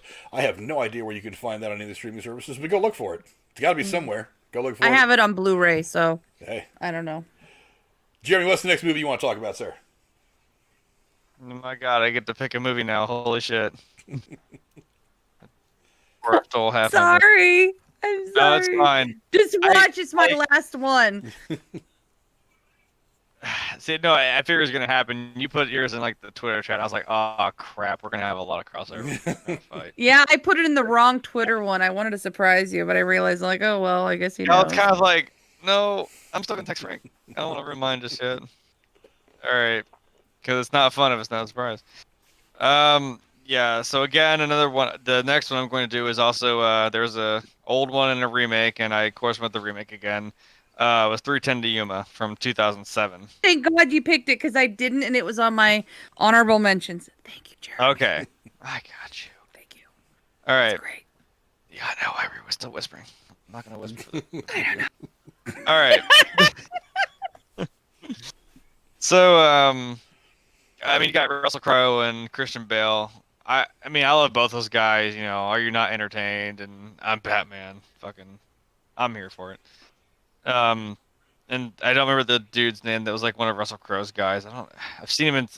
Oh, I saw him. This was in my war movies thing. He was in Lone Survivor with fucking Mark Wahlberg. Mark Wahlberg. Yes, that guy is phenomenal. This is the first movie I saw him in. I was like, whoa, that guy's got some talent. So Russell Crowe, who I don't know why this always sticks out to me, that I always know this weird little fact that he seems to play like he doesn't play like bad guys, but like he plays like conflicted characters, and he does that shit really well. Where you're kind of like, are you like a good guy? Are you a bad guy? You're kind of maybe a bad guy with a slightly good moral compass. You know what I mean? Like he plays that character really well, and that's like I love that about Russell Crowe. There's something about his face and how he expresses emotion visually without talking that does the feel angle really well. Yeah, he can be like intense, but he can also like you kind of feel like you sympathize with this dude a little bit. Like you could just, you know, he could tell you a story and you'd feel bad for him. So yeah, Russell Crowe, of course, plays the bad guy, Ben Wade, who's an outlaw, of course, and Christian Bale plays Dan Evans, who's kind of a down on his luck. Was he a farmer, I think, or branch owner? He was a rancher in this remote area that happened to be the wrong place at the wrong time. Yeah, his barn kind of caught fire and shit went sideways. So Christian Bale eventually agrees to. It's one of those title card drops. He agrees to take him to the 3:10 to Yuma train to this prison in Arizona. So that's kind of, because what else does he have to lose, really? He's like, this is, I can get some money out of this. I'll take this guy to this goddamn train. And what's that fucking dude's name? Not Owen. Luke Wilson. I don't know why Luke Wilson is one of those weird guys where I'm like, oh yeah, he's in this movie. He's just kind of there. So like every movie he's in. I think he was in there for a fucking hot second, and it's kind of like, oh, he's Really? just in this movie. Oh, He was one of cool. the, it was one of the guys when they were like the prospector. I know shit, like Peter the- Fonda's in it and Dallas Roberts. I'm a fan of Dallas Roberts. A lot of people don't see him, and he's not that big, but he's great. Ben Foster was in it too. I like Ben Foster. Yeah, I agree. He is. Oh, Alan Tudyk was in this mother. Yeah, he was. How about that too? You can't go wrong with Alan Tudyk, man. You Come can't. on. You really can't. Yeah, there he is, Luke Wilson. Yeah, he was like one of the side guys. He was, I think, the guy that was electrocuting Russell Crowe's character. Like, it was the guys that were like mining or something. Like, they came across that little not town, but that little work party, whatever. And I think he was one of those guys. Luke Wilson's one of those weird dudes. You're just like, oh yeah, he was in that. That's about as far as the conversation goes. But no, I mean, it's a great little fucking Western romp. I love it. And in the original, I don't recognize any of the names. I'm not gonna lie. I'm trying to remember who was in. So I'm glad they did a remake. Glenn Ford doesn't ring a bell. I don't know who Glenn Ford is. Hmm. Yeah, I'm the You need to go weirdo back then. and watch a few more of the older movies then. Glenn Ford was tremendously popular in the 40s and 50s. I probably It's just like, don't I know- recognize his name. As a matter of fact, I think some of the movies that we mentioned in the last stream we did, Glenn Ford was in, I think, at least one of those movies. One, maybe two. Cool. I'm having trouble remembering. I thought he may have been in two. But, yeah, I think it's kind of funny that they got two Australian guys to play cowboys. Like, you could have found one American guy. Yeah. Thank you. With Yeah. accent. And I was just But thinking, like, they should have just said it in play it Australia well. and let them talk naturally. There is something about foreign accents, though, some foreign accents, foreign to America anyway, that lends themselves to the southern drawl. I remember one of my favorite movies is a movie called Secondhand Lions. Have you guys ever seen that? Oh, I've seen it 25 times in my top 10. I remember. I have not explain it. I remember watching. Can we do a review of it sometime? We That'd be really great. should. It's one of my favorite movies. I remember watching. I request elaboration. I remember watching an interview with Michael Caine about the time that movie had come out, and they were asking him like, "How?" I think you mean Sir Michael Caine. Sir Michael Caine. Excuse me, I don't mean to take away his night. Yeah, get. But somebody Thank you. whoever was interviewing him on one of the late night shows was asking him how hard is it to do a southern accent if you've got the British thing already going on, and he said the accents are actually very similar. You change the enunciation here and there, and you've got it. He's like, Yeah. and he went into it seamlessly a couple of times over the course of his interview, and I was like, I get it now. Okay, I'm with it. Well, look at the fucking Walking Dead. Goddamn, Britt Grimes is played by a fucking Brit. Yeah, You know what I mean? The governor was a Brit. Maggie's a Brit. Fucking guy who played Jesus was actually Australian. Even if you're the Walking Dead, Alicia's fucking English, and I'm like, fucking, they do these American accents, especially the Southern American accents, kind of well. I mean, it's weird. It's all enunciation, really. You put the right emphasis on the words, it works. It's wild. I never, Oh, and fucking Morgan, Lenny James is also English. So I'm like, what the fuck? Yeah. It's wild. A fantastic movie. Again, go watch the remake and the original. Two very good movies. Yes, it is I've one of seen those both. weird movies where you find the lawman and the outlaw kind of on the same side. So they do develop this kind of I don't want to call it like a Stockholm syndrome, but this respect for one another as they're going along the path of this story. And there's been a couple. Yeah, As a they matter of- started a battle of wills, and then they end up connecting. Yeah. As a matter of fact, It's cool. It's like he's willing to just go along with him in this journey, but it's like he knows he has to go on the train. He's not going to fight him, but he gets what he's doing. He's trying to do this shit for his family and for his farm, but because remember he does have that attitude where he's like, "Look, man, I've escaped from Yuma twice. I don't care. I'm going to get out." I've heard that. So he's like, "Fuck it, I'll do this for you." I've heard that the film Assault on Precinct 13 was kind of a lot of people compare it to 310 to Yuma.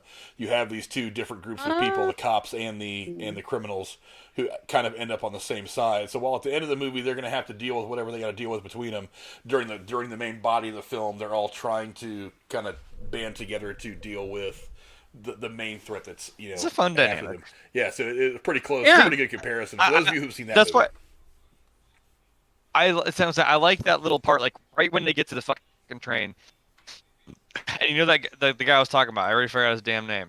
The guy that plays like Russell Crowe's, I guess, kind of like right hand dude.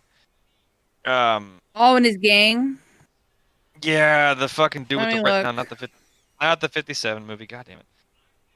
I know what it's you're like talking Ben about. something. Let Ben me find Foster it.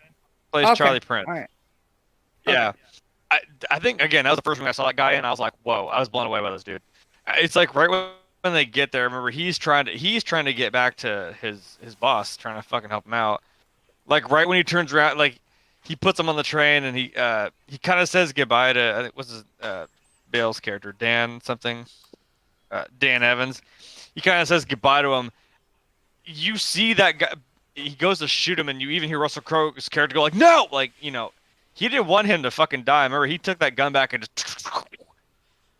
He thought he's like, "I've been trying to find you." Did a favor. He fucking just wiped all his guys out.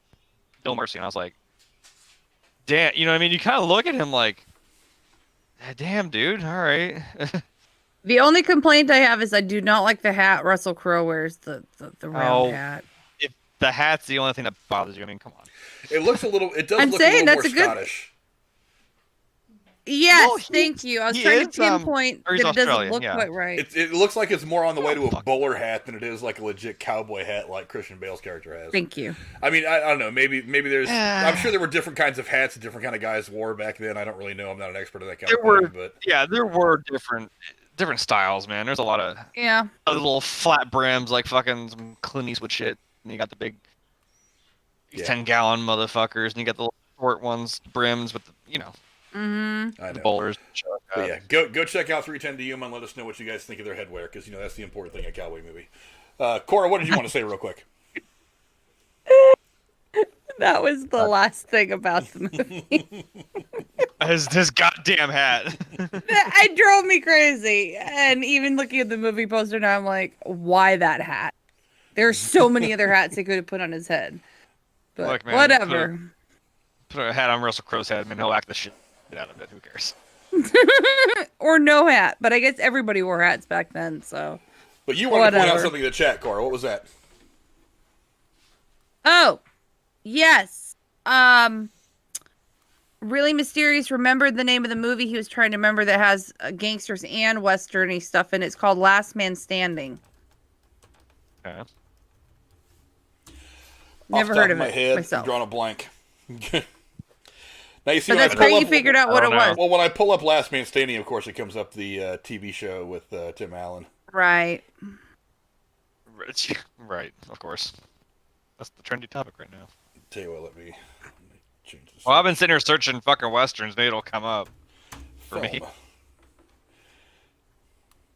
Oh, it's the Bruce How Willis many movie. picks do you have left, Jeremy? Is it the Bruce Willis Damn movie? it, really? Tim Allen. What? Damn. All right. I don't know. Shit, Bruce movie, Willis, right? Christopher 96? Walken. Holy shit. You've already got me with Christopher Walken and Bruce Willis. 96. Wow. You got Bruce Willis and Christopher Walken in his movie. I don't know where I'm going with that. It's labeled as action, crime, drama, so it doesn't really... Seems Mine like Oh, a I little can more see why he monster. gave- I'm not 100% sure. I honestly Yeah, can't remember I don't- ever seeing he's- that movie. Yeah, I haven't either. I have not. Wow. I don't know. RM, I'll thanks for introducing us to a have to go look for that. God one. new damn it, movie look to at look that, her look at out that. for. Story by Akira Kurosawa. This motherfucker is everywhere. Any Western you've ever done. Any Western is this is the man. God. Yeah, I love I'm Kurosawa. totally I love adding that to Kurosawa, my I really watch do. list. And I finally Thank you, got some of the RM. stuff to play. There you go. Have Cheetah. Will view. Yay. He's subscribed. Thank you very much. So I got to make sure to remind myself to reload the overlay before I go live every day, or else it's just gonna, disappoint me whenever we're live. But thank you for Full Moon 1973. I'm gonna mispronounce that a whole lot because I'm reading it too fast. But yeah, anyway, those guys all came over from, like I said, from the Night Watch Zone. Definitely go connect over to his channel over there. He's got all the good stuff about horror, sci-fi horror, different genres of horror. That is your guy. And Really Mysterious was kind enough to throw in $1, and it better play his. If it plays the other two, come on. Give Really Mysterious some love. Come on, Stream Elements. And it's going to be a dick. Anyway. But, I'll one day show my ugly face over on Night Watch's channel, so. maybe one of these days. We'll get Every around to it. time we do this, I'm like, I keep thinking like, God damn it, I gotta fucking message him. I keep forgetting. Yeah, he's got a lot of stuff Make a going on note. over there. He just hit 1,000 subscribers. And on top of that, he's doing a contest for his Awesome. 1,000 subscribers. So definitely go check out his channel, get in on that contest. Maybe you can win whatever he's giving away. I'm not even 100% sure what it is. I was kind of watching his video off and on at work last night, so I wasn't able to pay the kind of attention that I wanted to. But let's see. We have a few more left. I don't even remember who's up next. Whose turn is it now? I just did one, so it's you. It's going to be me. Okay. Yeah. I've got how many It's left? gonna be Do I have me. one left for the record, but I have a pile of honorable mentions. Okay. I have one left, and then one other honorable mention, I guess, since we Now, already mentioned the good. I do want to remind you guys out there, we're only going over 15 films over the course of this one live stream. There's probably 30 or 40 more. I mean, some of the ones that I don't think are going to get any love well, on this video anyway are Once Upon a Time in the West, Stagecoach, let's see, yes. Red River. Yeah, don't ask us how many we considered to put on our the list. Wild Brunch, Rio Bravo. I mean, this is, again, I mean, I'm not kidding. This is a genre of filmmaking that created the film industry. There are literally 1,000 Westerns out there, and probably half of them are considered great movies by a lot of cinephiles. So we were never going to get to all of them. If we left off some of your favorites, I apologize. We will probably get to them once we start getting to the point where we go to like the second time around for some of these topics. But we will definitely get to them at some point. If not in a video like this, maybe in a retro movie review or something like that. Or we thought about doing a Western number 2 when we were just talking because we knew there'd be so many picks. There's probably going to be a part 2 to just about every video we've made. I mean, there's going to kind of have to be. I mean, we could say what are our favorite comedies. I mean, there's just too many out there to only pick 5 of them each. I mean, we're really going to have to go farther than that. Right. So we're gonna get to that eventually. Yes. Now, I'm going to start with what is my next one. Now, this is one that some people will throw this out there as potentially the best Western ever made. There's an argument to be made. It's really up to you guys. But I'm going with Unforgiven. Now, again, this is similar to The Shootist. This was a film that Clint Eastwood had bought the rights to 30 years earlier and sat on it because he wanted to play the lead role, and he wanted to make sure that he was in the right place in his life to really kind of fit the role and what it's about. Clint Eastwood plays a guy who he's towards the end of his career. So Clint Eastwood wanted to make sure he was in a place where he was deep into his 70s, where he felt like maybe things were kind of coming to an end for him in a way. Like he was not necessarily coming to an end like he was going to die or anything like we talked about earlier with The Shootist and John Wayne, but just maybe to a part where he could kind of relate to how he's kind of in the sunset of his life. And he actually bought the film rights to this many, many years ago and sat on it. Clint Eastwood plays William Money. Or Mooney, Mooney, I don't know, I can never pronounce that name right. A gunfighter who, inspired by his late wife, has abandoned his old ways for the righteous life of a farmer. But financial troubles compel him to take up bounty hunting again so he can collect a reward posted by a group of prostitutes. John Wick. Yeah, posted by a group of prostitutes. I just said John Wick. Who are seeking justice after a pair of ranch hands mutilated one of the working girls. Like I said, he bought the screenplay and held onto it long enough to where he could play it himself. Morally, a very complex kind of Western filled with a lot of characters who sometimes commit awful acts for righteous reasons. It's kind of one of those things. You see a lot of the good guys doing questionable things. He has been at various How many men have you killed, Mr. Cogburn? And Muni himself, the character that he plays in this, has kind of been all of the above at various points in his life. He's been the good guy, he's been the bad guy, he's operated in those gray areas. Because really, that's kind of what all the people back then did. I mean, there's this old adage about Old West lawmen. It's like some of the best lawmen used to be outlaws. And that's kind of the way it was. I mean, even, we talked about Wyatt Earp earlier with... a thief. Yeah, we talked about Wyatt Earp earlier with Tombstone. Wyatt Earp himself was not a strict lawman. He actually had a bit of a record of his own, if you guys actually go look into his history. But you can obviously get a lot of different things contributed to Eastwood and what he did with this. He directed the film Unforgiven on his own, and the two directors that shaped his career the most were Sergio Leone and Don Siegel, and you could definitely see inspiration from those two guys in this movie. And then not only that, you've got Eastwood, you got Gene Hackman, you got Morgan Freeman, you got Richard Harris, so, I mean, again, another long list of Hall of Famers. These guys are just fantastic. And 4 Oscars to boot. Oh, yeah. And this movie this was one of the most successful films Oscar-wise ever. Yeah. Jesus. Right. And was probably nominated for 5 or 6 others. But, every frame of this film was kind of the culmination of his career of his career-long relationship with the genre itself. I read something just now that he purposely made this the last Western he'd ever make. Really? I really didn't know that. I didn't think about no one that. to fold it, man. But yeah, That's a good way to end it. Yeah, it really is one of the classics. Again, I really like the fact that he sat on this until he felt like he was in a place where he could make the perfect film. Well, when you think of Clint Eastwood, what the hell do you think of? You know what I mean? That's a cool way to fucking end it, man. Talk about like A Fistful of Dollars, fucking Good, the Bad, and the Ugly, The Man with No Name. Get off my lawn. Okay. And that's how I see Clint Eastwood now, yes, but and I get it. Gran Torino type shit. Some people might drift to Dirty Harry. I mean, I get that too. Oh yeah. Some people might drift to like Make My Day. Yeah, some people. Hopefully not that boxing movie. That was awful. It was okay. I didn't like $1 Million Baby. Yeah, the ending wasn't great. Oh, it's all right. But and some people would drift to things like Dirty Harry. Some people would go to some of the other cop movies he was in. I mean, let's face it. Clint Eastwood has not been shy about trying different things. I mean, that's why we ended up with. I mean, $1 Million Baby. He's a as much as I didn't filmmaker. like the ending, it's still a really good movie all the way up till that point. But yeah, I just a fantastic movie, and really maybe one of the last great westerns that has been made in the last 20 years. Cora, what do you think? Mm-hmm. I've seen it and loved it. I'm a big Gene Hackman fan, and Morgan Freeman, man, he's fantastic. It's just this movie is very similar to other movies that have come out, like John Wick, like we were saying, like redemption stories of people who think they're done, but then they have to, step back into their role, put that hat back on to get the job done for the greater good. And any story like that is gold for me. So it reminds me of a fucking line from one of my favorite movies with Mark Wahlberg, The Shooter.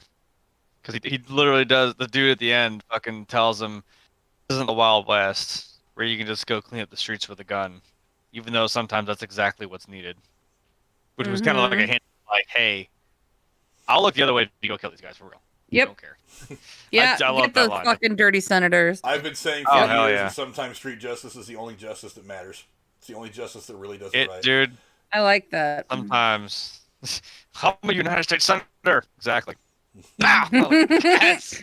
Yeah, Thank and you tried to get me fucking killed and set me up, so fuck you. Right, you blew up their fucking house, dude. Fuck yourself. I loved Danny Glover, but fuck you, man.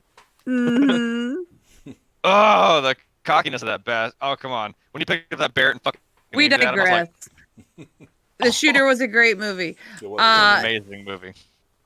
I like this movie. As someone who's into long range shooting. Mm-hmm. But yeah, Jeremy, any thoughts on this movie before we move on?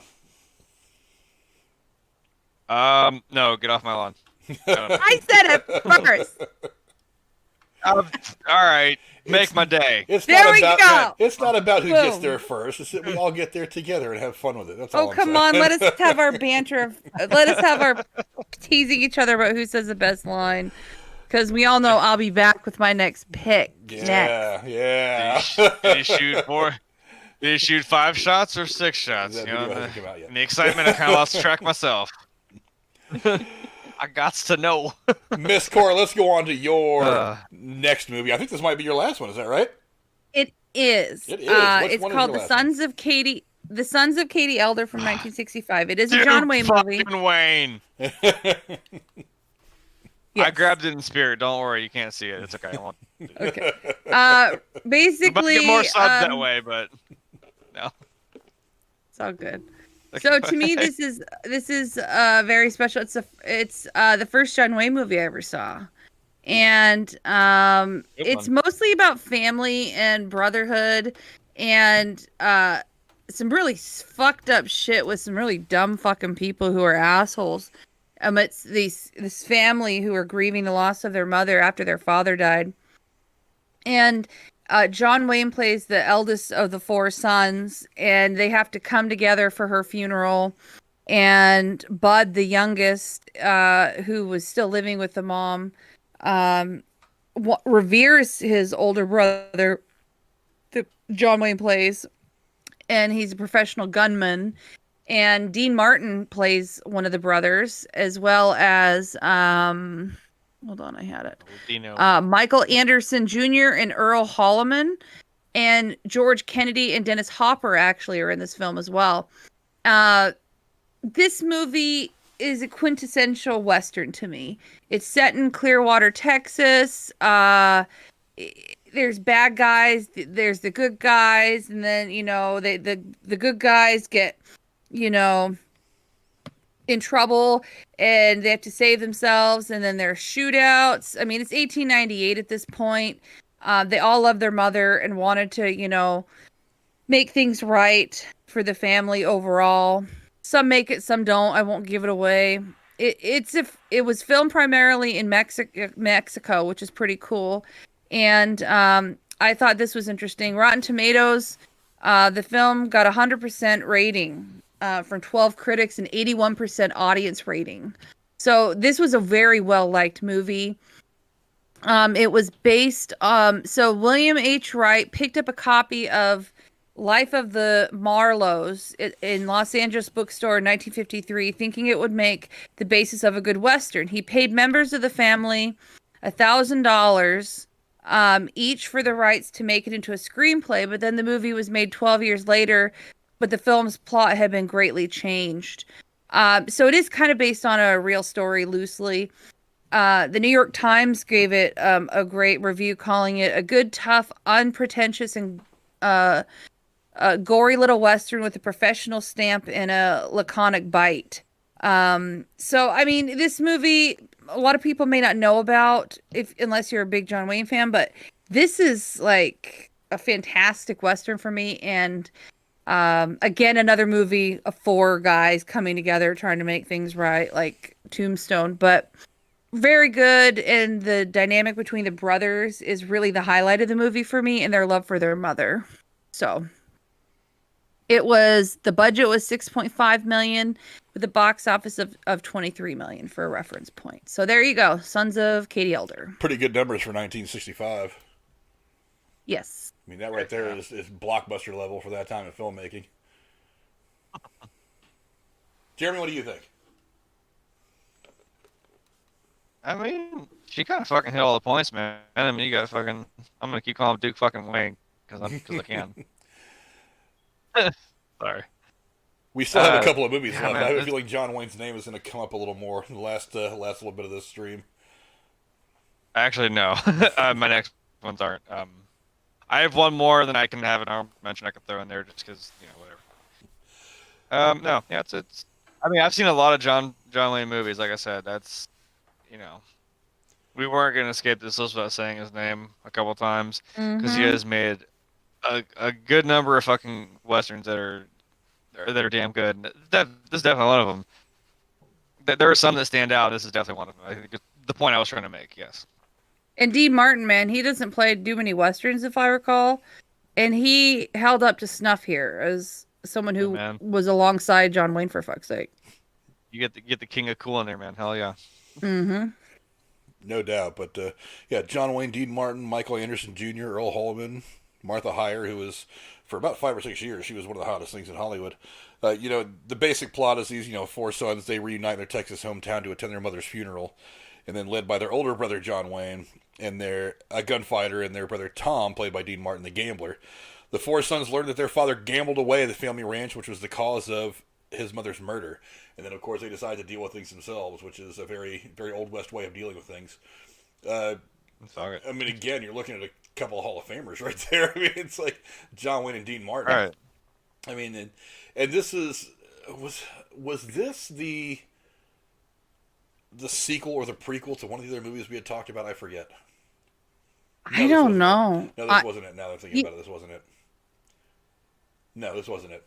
But yeah, I mean, again, there's a reason why John Wayne is going to make up, like, you know, 30% of this list tonight, because the guy was just a king of westerns. There was a couple of actors that pretty much their primary genre was the western. But again, I mean, they were hot in a time where westerns were probably 40% of the movies that were even coming out. So whatever. And, you know, John Wayne did do some stuff that wasn't westerns. Actually, one of my favorite John Wayne movies is called The Quiet Man. I don't know if you guys have ever seen that or not. Ooh. I think I've heard of it. He plays I actually have it on DVD. I'll Oh, let you borrow, but he plays a boxer who okay. accidentally kills somebody in the ring. So it goes back to the town Ooh. in Ireland Oh where boy. his family comes from and takes over like the old family's farm, and ends up falling in love. Blah blah blah. Tries to deal with the guilt that he feels after killing somebody in the ring. And then, of course, the girl that he falls in love with, her brother doesn't like him, so he wants to fight him all the time. Then you get a bunch of drunk Irishmen that always want to fight, and then blah, blah, blah. It's actually a very entertaining movie. But, yeah, it's John Wayne. It's like, the guy was Yeah. a god for a reason. It's Duke fucking Wayne. Duke It's kind of like fucking Wayne. Beatles songs. If you're a Beatles fan, there's one song that's really iconic to you. For me, this is a John Wayne iconic movie for me. He's probably got a handful of them, to be perfectly honest. But I I was think gonna- everybody even- has their favorite, that's true. I was gonna say, That's even very if we true. don't mention the ones that were westerns that he was in, I'm like, shit, there's good ones like In Harm's Way, fucking. Like you should just get a nod on all of our lists. Everything John Wayne. Yeah. So. Yeah. We may have to do a John Or Wayne that one specific that- stream one of these days, because there's so many movies Right. to go into about this guy. The High and the Mighty. That's the one I was trying to think of. Like, I was like the one where he's in the fucking plane. I couldn't remember what it was called. Yeah. Stands of Iwo Jima. I think my dad said was one of his favorite John Wayne movies. Good movie. That is a good one. Good movie. Well, Very good movie. we've got the war movie list coming up at some point, so maybe that movie will be on there. You never know. Yes. But True. let's move on to Jeremy's final movie. I think we're done talking about the Sons of Katie Elder, a movie you guys should definitely go see. Ding ding ding. And Jeremy, what's the final movie you want to talk about tonight?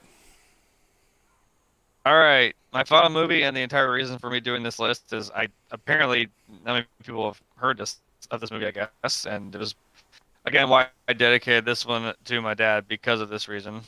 Because it was the one that we Aw. watched all the time. Whenever it was on TV, I had this movie. I watch it constantly.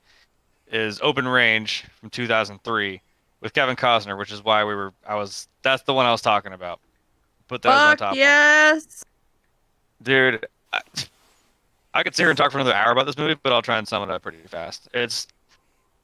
Which is funny because I kind of did these in a somewhat of an order. I was like, I can't decide between True Grit or Open Range for top, but I was like, I think I'll do Open Range. But it's funny because I totally forgot Robert Duvall was actually in both, so that's kind of cool. Like a super young Robert Duvall in True Grit, but he is an Open Range, and I love the whole dynamic between Kevin Costner's character and Robert Duvall. It's like they had this weird kind of like kinship, as I said, like kind of like a father and sonish kind of thing. But it's like they've been running. So the whole thing is they've been running cattle for like 10 years together. So they're pretty close with each other. They're cool, and they've got two other guys that are in their outfit. They run a free graze outfit, and they're on the Open Range. There's the title card. And they don't particularly like towns. At least Robert Duvall doesn't. So they kind of come to this town, and there's this guy played by Michael Gambon, who is I almost said Voldemort. Fucking no, the other guy, Dumbledore. Dumbledore, yeah. For those of you, is pre-Dumbledore, which is kind of I didn't know that at first. I was like, oh, God, that's fucking Dumbledore. He plays the bad guy. What the fuck? Yeah, so he plays this big rancher, like he's the big rich guy in town. He's like he's like I built this whole damn town by myself, but my own two hands. He's got this weird Irish accent. I almost said with my own two hands. So, and the thing is, he's saying times are changing. Like no one likes free grazers in this town. I think it's kind of cool. The shopkeeper Ralph was one of my fucking favorite characters. He's like, "Oh, no offense, guys. I don't take to free grazers like everyone else around here. Like he thinks you're cool." So the whole thing is like, man, they get into this whole tussle with these this rancher. They end up attacking their wagon out in the middle of nowhere. The guy, one of their guys, gets into a fight in town, and they get him out of jail, and they're kind of realizing this guy, this Dumbledore dude, is not somebody you want to go toe to toe with. And Kevin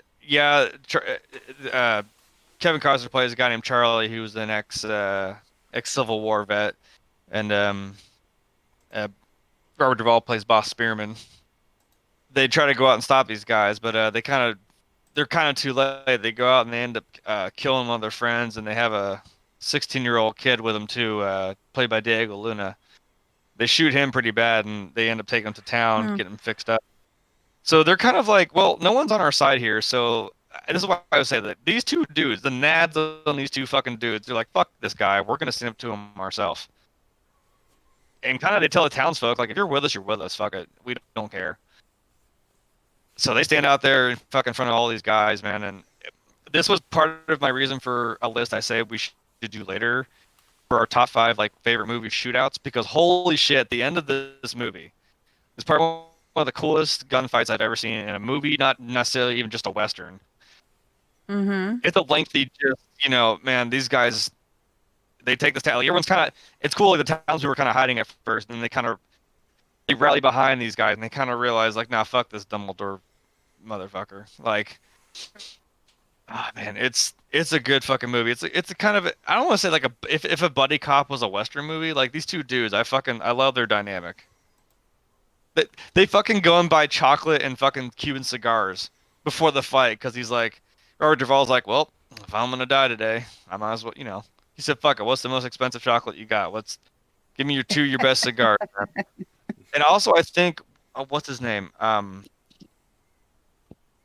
Oh my god, the guy that played the old dude in the barn, in the livery. I don't know. He was the dude in I'm looking at the guy that owned the. Okay, let me see. The guy that owned the dog. Dean McDermott, Abraham No. Bunry, No. Herb Kohler, Peter McNeil, Cliff Saunders. Mm-mm. I don't know. I know his name. Hold on. I'm gonna look it up. I should have added it up. No, Bartender Michael Bill, Jeter. what a name. Right. Michael Jeter. Oh, okay. Okay. I think this may have been one of his last movies, because I think it was actually close to Percy. Yeah, he plays the fucking Oh, he's guy that. funny as fuck. Oh, yeah. Yeah, he's a good guy. It's either this or like Jurassic Park 3, which is big. Which one is like last. Yeah, we don't. Mm-hmm. Weirdly enough, I had a weird thing where I actually like 3. You can't beat 1, but I like 3 in a weird way for a while there. This was like one of his last. He was in a mini series about Taken. Oh, holy crap, that's weird.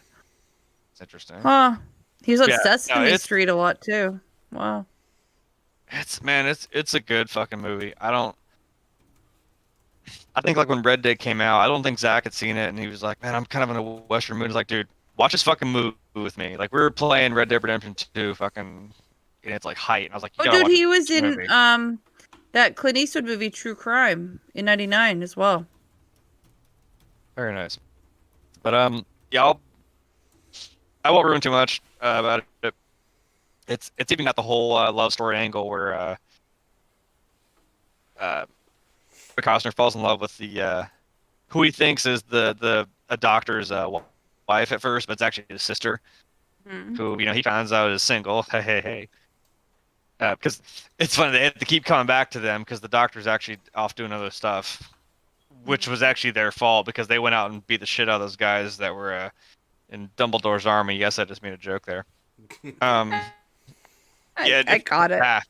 Thank you. The list. Did you make the list? We love movies here. Yeah. Yeah, he ends up falling in love with her, which is kind of cool. It's kind of got everything you want. I like it. Mm-hmm. I'm gonna stop fucking rambling about it now. It's the movie I will constantly come back to. That is why it is my top movie. Because again, it's something that, like I said, me and my dad will always watch a movie if it's ever on TV, no matter where the fuck it's at in the movie. Well, maybe for Father's Day, you should watch it every year together. Fuck it. We always watch. That's coming up next month. Yeah, we always watch A Christmas Story together.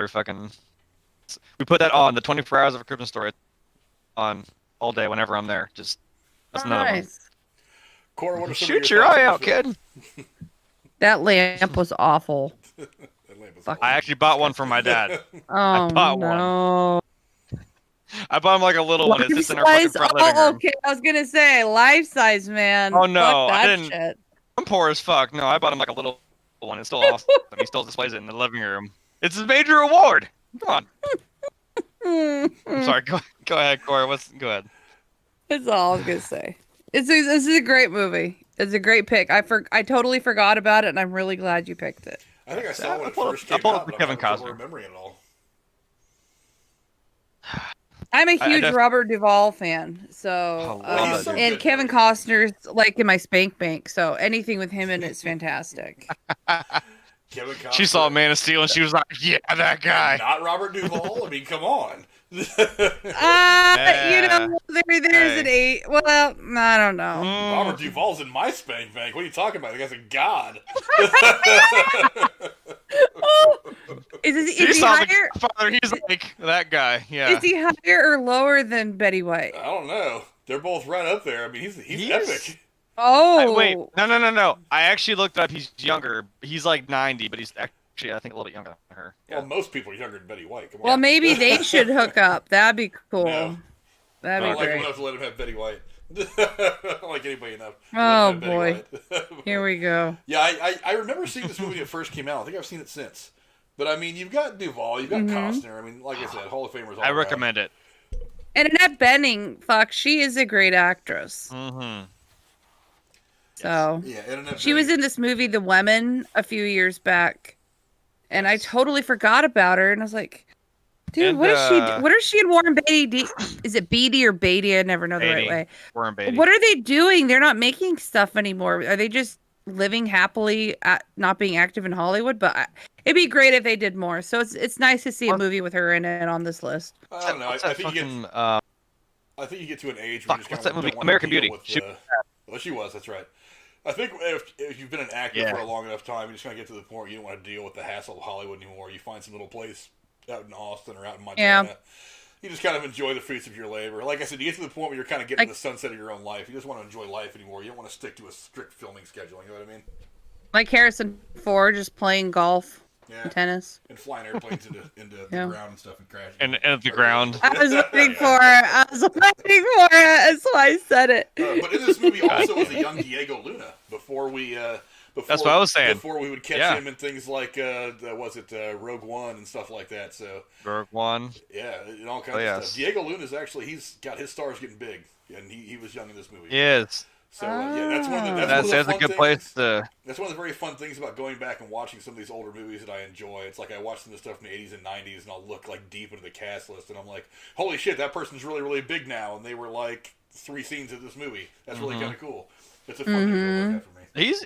He's a pretty integral part of this movie, though. That's what's cool. Like, you know, he's kind of the reason he actually got shot too when they attacked the camp, but he actually lived, and it's like he's fighting for his fucking life. But they're kind of like, we're not losing this fucking kid. We're not losing any more of our friends. Like, fuck this Dumbledore, dude.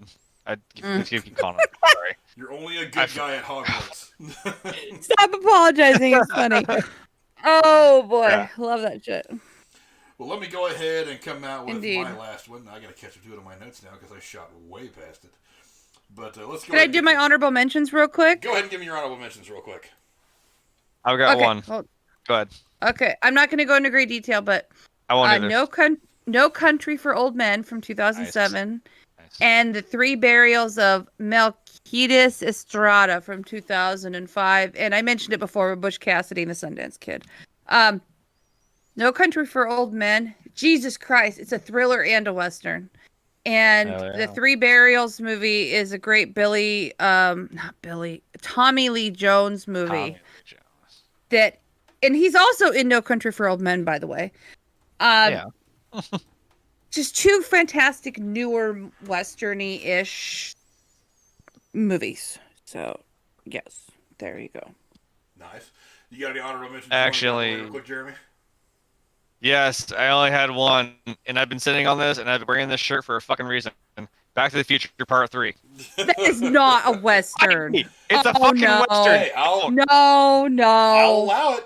Back me up, Frank. I'll allow it. I mean, it's Yeah! like 90% of that Overruled. movie takes Thank place in you. the Old West. Yes. I know, but it's in a been trilogy overruled. that is not about. I don't know. Okay, You been overruled. I guess it plays. Do you want to say it one more time? I guess if Blazing Saddles can be a western, so can Back to the Future 3. Part 3. It was even I was structured like wearing a this Western. shirt on purpose, sitting on that the entire fucking time. I was like, I want to say it. I want to say it. I want to say it. It was even on. structured like a Okay. Western. They said that they structured it like a Western was. because it was a Western theme. All I'm gonna say is pink. 1885. cowboy outfits. That was the joke, Oh, and they even fucking mentioned Clint Eastwood. He's like, I don't think Clint Eastwood ever wore this, Doc. Who? That's right. You haven't heard of him yet. Uh-huh. Right. Yeah, I and wonder the if whole Calvin Klein joke as well, somewhere in the trilogy, I forget where. yeah, in the Um, first one, yeah. That's. yeah, when he goes Man. back in the 50s, yeah. Anyways, I digress. Well, Oh, he It put the is a good DeLorean on the fucking movie. train tracks. Have you guys Thank ever done a review of all three of Back to the Future? Actually, no, we haven't. haven't gotten that far yet. Oh. We haven't gotten that far in our lives. See, Rachel's backing up in the Hey, chat. there's Back to the that, Future 3 is absolutely a Western. Hey. Thank you. You are the fucking best. Come here. You're the Die fucking Hard best. Christmas movie, all I'm going to say. Hey, I think it's a Christmas Nope, movie. fuck you. It's not I'll go with it. no, whatever. It Harry is. Potter's a Christmas movie. Fuck you. There was one Christmas scene. It makes it a Christmas movie. No, it Excuse me. does not. Yes, it does. Fuck No. you. No, it doesn't. Then this movie's a Western. Let me have it. Okay, I'll this one allow it. is a Fine. Western. Thank you. Come on for the joke, and at least that is a. Come on, we have one. It's my channel. I'll allow it. Take it home, please. Look, before we get on to my last movie and start to wrap this thing up, let's talk about the Patreon for just a moment, if we could. Look, we're getting back to the point where theaters are starting to reopen. We really need to get back there and support the people that are working at these theaters. And one of the ways that I'm trying to encourage you guys to do that is by giving you guys $25 a month in free movie tickets to one lucky winner if you join our Patreon. For just $5 a month, you can enter yourself in this drawing. We give it away every first stream of the month. This is first Thursday of the month. That stream is what we do. We will give away $25 in free movie tickets. Again, I don't really give a shit about pumping more money to the movie theater production companies. They're going to make their money no matter what. I really want to try to get people going back to the theaters and supporting the kids that are working the box office, the concession stand, the managers that are working there. I really want to get to the point where we're going back and supporting them. Movie theaters are doing much, much better over the last several weeks with some of the movies that have come out, Godzilla vs. Kong, and some of the other stuff that is coming out. We're getting into the summer where they're going balls out in the movie release schedule from the rest of the year as far as I can see. So join us on Patreon for $5 a month, and you can get entered to win $25 in free movie tickets. It's just our way of trying to, encourage you guys to get back out to the theater and support all those people that are out there working really, really hard to help us enjoy our theater experience. Because quite frankly, the theater is the best way to watch just about every movie that comes out. So that's what we're hoping to accomplish, is just to get you guys to go back out to the theater. Cora was kind enough to put the link to the Patreon in the chat. So if you guys want to support us for just $5 a month, you guys get a chance to win free movie tickets. So go on about that. We're giving it away. Let's see. Jennifer won the last one. So, I pay for movie tickets all the time. I still have Michael Clowes right here that I have to send to him from last month. I feel like I've been slacking really, really bad. But again, very, very busy. Michael Clow was the last winner that did not live in my household. So congratulations to him for being the last winner. And we'll be doing it again here in a couple weeks. So if you want to join us in the Patreon, we very much appreciate that. It also helps kind of support the channel a little bit. The channel, I don't really want to make any money off of it. I just really kind of want it to be self-sufficient. It does cost a couple of bucks here and there. I usually just pour most of this money that I make back into sending super chats to other YouTubers that I've connected with over the last couple of years. So, by supporting us, you're really helping us support them. So, go ahead and support the channel if you would like. But the bottom line is, we're going to be here a couple times a week giving you guys content anyway. We're just glad that you guys are coming around. Quick shout out to some of the people in the chat. Let's see, Cora, who's on the call, Jim M, constant watcher. We really appreciate you being around. Rachel Rowland, always in here hanging out. Michael Sachs, what's going on, my man? Let's see, who else was in here from earlier? Penny, Bry Guy, Penny was Casey was Deity. here. I David... might be on with Deity a little bit after this. I'll be doing a second live stream tonight, doing some mock drafts, trying to get ready for the derailed fantasy. Is that for your league we got fantasy going on. thing? That is. I'll be doing a mock draft just to mess around a little bit. My wonderful woman Jennifer, Miss the Harsh, was in here for a while. Some people earlier on. Rachel. Derailed was in here earlier. Definitely go check him out. TSS was in here, really mysterious. We love him. Longtime supporter of the channel. Randy, JCS Foot Rub. Yeah, thank you to all you guys who have come and checked out this stream. Now let's get to the... Look, my last movie, if you talk about best Western films of all time, this is one that a lot of people will throw at you, and it's The Searchers. Another John Wayne movie, I know, but again, I've never heard of it. This guy kind of dominated this. Yeah, he really did kind of dominate the genre. John Wayne and John Ford made some great movies, both together and apart, but specifically together. After The Searchers... Oh, I have seen this. Yeah, they did it after The Searchers, but this movie is fantastic. both had worked in The hat. and thought about the Western genre for years by the time they even shot this very haunting film. John Wayne plays Ethan Edwards, a man driven by hate, absolute hate, that gets inflamed when Comanches murder his brother and other members of his family before kidnapping his 2 nieces. Ethan and his companions soon find that one, Lucy, is dead. The other, Debbie, played by legend herself, Natalie Wood, may she rest in peace. You know, you guys can go look Natalie Wood up and find out all the stuff surrounding her death. They can't find it all, leading Ethan to scour the West for her as he becomes increasingly twisted by his rage. You know, again, it's one of the more terrifying. What's that movie where the guy walks through L.A. on his daughter's birthday and he gets mad about something? Falling Down, another great movie. Potato. That sounds like this. Similar. Buttercup says hi. But Wayne delivers just an absolutely terrifying performance as a lost soul who's just using revenge to excuse the darkness and the prejudice that already kind of exists inside him. You know, Ford began to address the genre's treatment of Native Americans a lot in this movie, too, not by softening the actions of the Comanches, but by having Ethan respond to the monstrous acts with even more monstrous behavior, by matching evil with evil and just kind of like pointing out to people that maybe evil's not the best course of action. You know, this does ask the question: is can a hero so awful really be called a hero? I mean, today it's been coined, the phrase has been coined anti-hero. It's the good guy that still does kind of shady things to get his ends. But I mean, at what point does the hero become the bad guy? You know, and years later, I would love to play a character like that. Just throwing that out there. It's a great character study. That's and you know she mentions the movie Walking Down. It's got dynamic. I mentioned it in my review for The Joker with Joaquin Phoenix. It's a great character study of a man on the edge. He's not good or bad. He's kind of on the fence, and it's just like what his environment does to push him to one side or the other. But takes one bad day. Yeah. This is absolutely one of John Ford's best films, one of John Wayne's best films. If you go look up any top 50 list, top 100 list, top whatever list of Westerns, a lot of people will have this movie at the very, very top. Just a fantastic movie. And again, it's a great character study of a man who is just lost in his own rage. And, you know, you have to ask yourself in watching something like this, it's like, would I act a whole lot differently were I in his shoes? I mean, have either one of you guys seen this movie? What are your guys' thoughts on just kind of the basic plot? I think I have seen this, but I just didn't recognize the name. Again, I love everything John Wayne, so what I vaguely remember, it was dark but good. Yeah, sorry, that was a lot of goddamn alcohol. I'm sorry. I just had a bad moment there. Sorry. Woo! Oh, good. I have not seen this movie. I'm sorry. I can't say anything about it. Again, I like this character studies of the broken man. It's like, you know, and you know, we just mentioned it already with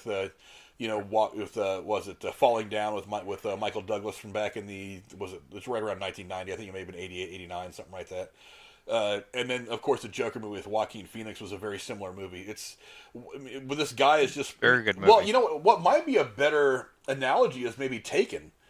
It's like, you know, you see Liam Neeson's character just doing his thing. He just wants to live his life, hang out with his daughter, and, you know, deal with his ex-wife who he still loves, yada yada yada. And then the unthinkable happens. His daughter's put in this terrible situation, and he will absolutely leave no stone unturned, and will not leave, and is not afraid to leave any amount of blood in the street, and to deal with bringing back the person he cares about. We were talking about John Wick. He left all that shit behind, but then you had to go and goddamn kill his dog and take his fucking car. And he showed you, didn't he? Shit. Yep. And just like the Missing movie, you know, they go out and save his niece. I wonder if that was kind of an homage to this movie. Because he goes with his daughter to save his niece, or to save his granddaughter. So maybe it's just a different version of this. I don't know. It is kind of an action trope. Good storyline. It's a good type of... I think the stories kind of inspire one another, you know. But I mean, one of the great things about it is look at this poster. I mean, even, you know, you've seen so many John Wayne posters where he kind of looks like that, but there's something in his eyes in this poster even that makes you kind of understand where his character is in the middle of all this stuff. Mm-hmm. Yeah. Michael Sachs Jr., sir, we will fight. Too bad Drew's not here because we could... Because Drew's got a picture of John Wayne in his basement. I mean, he's a fan. Nice. Yeah, Michael Sachs Jr. in the chat says, about to get killed in the chat, John Wayne, overrated actor. You know what? Fuck You got to you. think about. Well, I mean, you got to think about how It's all different. good. People can choose not to like him. You got to think about how It's different fine. the He game was in a lot of things in that time. I kind of understand. He was in different movies, not just westerns, but I could see where he's probably coming from. But like I said, man, dude didn't win fucking Oscars for nothing. You know what I mean? That's my take on it. Yeah, I mean, again, You didn't have Ross in the fucking early 2000s grabbing his dick saying Duke fucking Wayne for nothing. All right. Yeah, there's a reason why John Wayne is like the name is synonymous with the tough guy. Kind of the idea, the idea of that one hero, that tough guy, of the Clint Eastwood, some of the characters that he's played, Dirty Harry, stuff like that. There's a reason why these guys are kind of they're the epitome of this tough guy persona that has existed for 1,000 years. I mean, they were the visual. Even Harrison Ford. Yeah, they were the visual representation of everything that we thought was the tough guy. But I mean, again, just look at his eyes in this movie poster, and it looks like there's a lot behind the eyes. I always like to tell people it's what's behind the eyes. It looks like in this movie poster there's a lot behind his eyes, and for everything everything I just read about the plot with him, already lost so many people that he cares about. There's not a whole lot of people left. He was willing to sacrifice himself and anybody that gets in his way to protect the people that are left, because that's what the tough guy does. So, and especially I wonder if Taken was based on this. Wonder if what? Liam Neeson. Well, I mean that the movie Taken where that storyline is one that's been. I don't know. Different angles. I say it could be inspired. It could be part of it. Yes. Yeah, that basic storyline is one that's been recycled so many times in so many different genres. I think they all kind of inspire one another in a way, but I mean, come on. I mean, that's one of the reasons I don't get pissed off when people start bitching about remakes. I'm like, come on, if you think about it, every movie's a remake. There's a basic storyline behind every movie that has been used in 1,000 other movies. So don't get mad about it. Just enjoy what they give you, and try to find get lost in the performances, not just the story. You know what I mean? Let it all kind of work together. Mm-hmm. Everybody likes sugar. It's like sugar goes. What do you think of Jim M's question in the chat? What's that? What do you think of Jim M's question in the chat? Which one? Jim M. Does Time Bandits count as a Western? I don't personally count it as a Western. Time I don't Bandit. think enough of the. Well, Time Bandits, didn't that go like back to the medieval or something like that? Those years. I don't know. It's been forever since I've seen Time Bandit. I don't know. Let me see if I can get this thing to play. I reloaded the overlay. No, it still doesn't like Really Mysterious for some reason. Oh, see? If you voted for Trump, Really Mysterious, maybe they'd let me play your Dunno. I can't vote for Trump. He's a Canadian. Oh, well. See? If you like Trump more, that's all I'm saying. Just don't vote for Trump. We'll call it square. That's funny. But, yeah, just a fantastic movie. One that I hope you guys to go see. Again, very haunting. Again, it's a character study of a man who is just, he's willing to do whatever he's got to do to protect the people he loves. And you got to ask yourself every once in a while when you watch these movies, would I be able to do what this guy does to protect the people that I care about? Would I be willing to go to this length? It's something that kind of turns you... you were pushed. It turns you inside out for a minute if you really try to think about it very deeply. But anyway. So any closing thoughts, Miss Cora, as we wrap this thing up on just Western, the genre as a whole? Love it. That's why I suggested it last week. This all came from, by the way, I picked a random Western, and after we stopped going live, we were like, well, what do you want to do next week? Well, why not Westerns? And I'm already looking forward to part 2 of this that we do 12 months from now. So, yeah, love this shit. Well, at some point I've got 4 movies now added to my gonna watch in the next couple weeks list. Absolutely. Since we have time before. Let me tell you how many days we have till Loki. Let's see. 20. No, you said 30 last time, right? Something. Yeah, so, 39. It's close. So we're probably like 33. 29. No. 29 days. So lots month. of time to watch some Westerns and some new movies coming out too that I want to see. So I will definitely watch the new Grit, because like I said, I showed like the trailer to my parents and they were like, "Whoa!" I was like, "Yeah, right." Because I know we've seen the original, so I was like, "Fuck it, let's watch that." Mm-hmm. Yeah, Jeremy, any final thoughts for you on this as we close up? Yep, that's my closing thought. I am going to sound like a broken record again. I'm going to raise my glass to my dad, and I'll throw my mom in there too, because we all love westerns in that household. That's what a lot of us watch. So kind of a close one for me for that for this whole list. So love it. Yeah, I know Jim M in the chat just said was good, bad, and the ugly picked. No, not this list. I kind of tried to avoid some of the bigger names and go with some other stuff that I thought were really killer stories from like way back when. The more obscure ones, maybe. I try to, whenever we do these lists, I try to pick a couple of more obscure ones that should try to maybe pique some people's interest and get them to go find it and really get into being a cinephile, not just watching the last movie that came out from Disney or whatever. But yeah, so next that's why I picked the one I did. But again, I said it earlier. I mean, if you go look up like the top 50 or top 100 lists of whatever search engine you use, you're going to find a whole slew of movies that we could go on and on and on about, and it's totally valid that we would go on and on about all of them. Frank, we could even do a weekly show about westerns for like a whole year. Don't commit me to anything. I have enough to keep me busy. I don't want to do a weekly show about westerns. There's that much content out there. We really could, but I do want to point out, as my final thought, is the Western is a fantastic genre of filmmaking, and it really did. I'm not saying it, out of hand or just to be dramatic. It really is the genre that built filmmaking. The early days of Hollywood was mostly westerns. Some of the best movies that have ever been made have the Western theme. I mean, if you go look at some of these dramas and westerns. Yeah, I mean, some of these. I mean, what did I say? I talked about The Searchers. I talked about Unforgiven. You've also got Once Upon a Time in the West from 1968, Stagecoach from 1939, McCabe and Mrs. Miller from 1971. Yes. You've got Red River from 1948. The Wild Bunch is one that we haven't even mentioned yet from 1969. That's one of the all-time greats. Another John Wayne movie, Rio Bravo, The Naked Spur from the 50s. I mean, there's just so much. The Man Who Shot Liberty Valance, The Good, Bad, Liberty Valance. Butch Cassidy and the Sundance Kid. It was one that we talked about, I think, our last live stream. My Darling Clementine from the 1940s. I mean, we really could just go down this list and find 10 good movies every day, because the genre. Do some Jeff Cooper shit too, Shane is one of the movies that I thought really, really long and hard on about putting on this list, but I was like, I'll save it for the next time. This is the genre that created filmmaking. So everything that we love about filmmaking right now came from this bygone era of guys making a lot of movies just like this. So go check out a lot of westerns. Again, I think they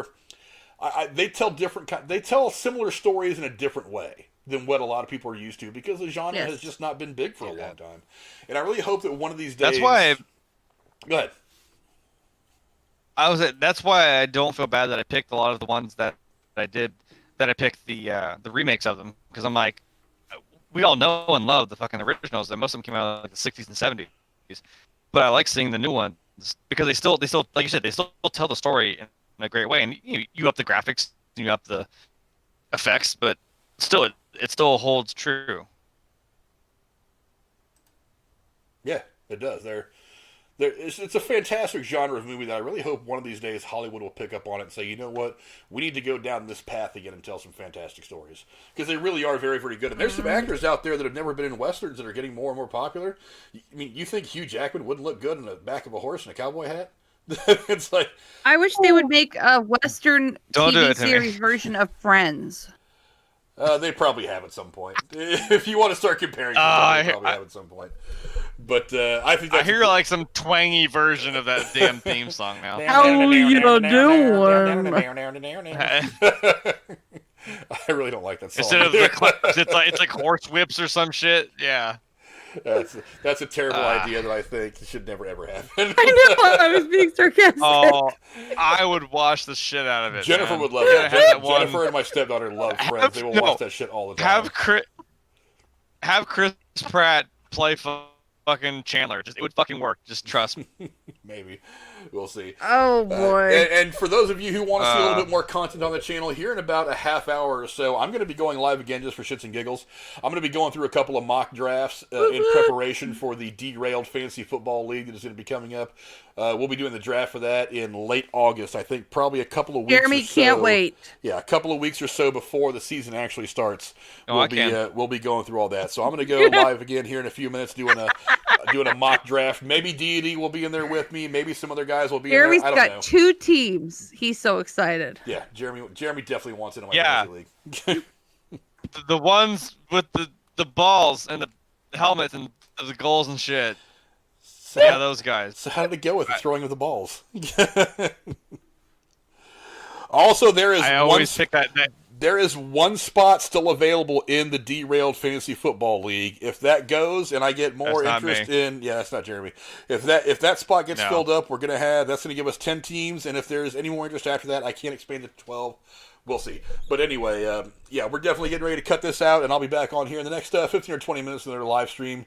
Just going over a mock draft and talking football with whoever wants to pop in and say hi. Also, I will keep the Discord open, so anybody who wants to just pop in and talk football, it's open. I'll go through 1 or 2 mock drafts, and we'll talk football for a little while. But thank you guys for coming and hanging out with us and talking about this great genre of film. Thank you to my good friends, Lady Cora and Jeremy, again, for being such wonderful co-hosts and for bringing so much to this channel. You guys are a big part of the reason why this thing is growing. I very much appreciate everything you guys do. I appreciate all you guys in the chat for coming and hanging out with us today. Thank you, Really Mysterious, for dropping $1 on us, letting us know what you think is what your favorite westerns are. Thank you to Full Moon 1973 and Have Cheetah Willview for subscribing. We really appreciate you guys being around, and we'll see you guys later on. Adios.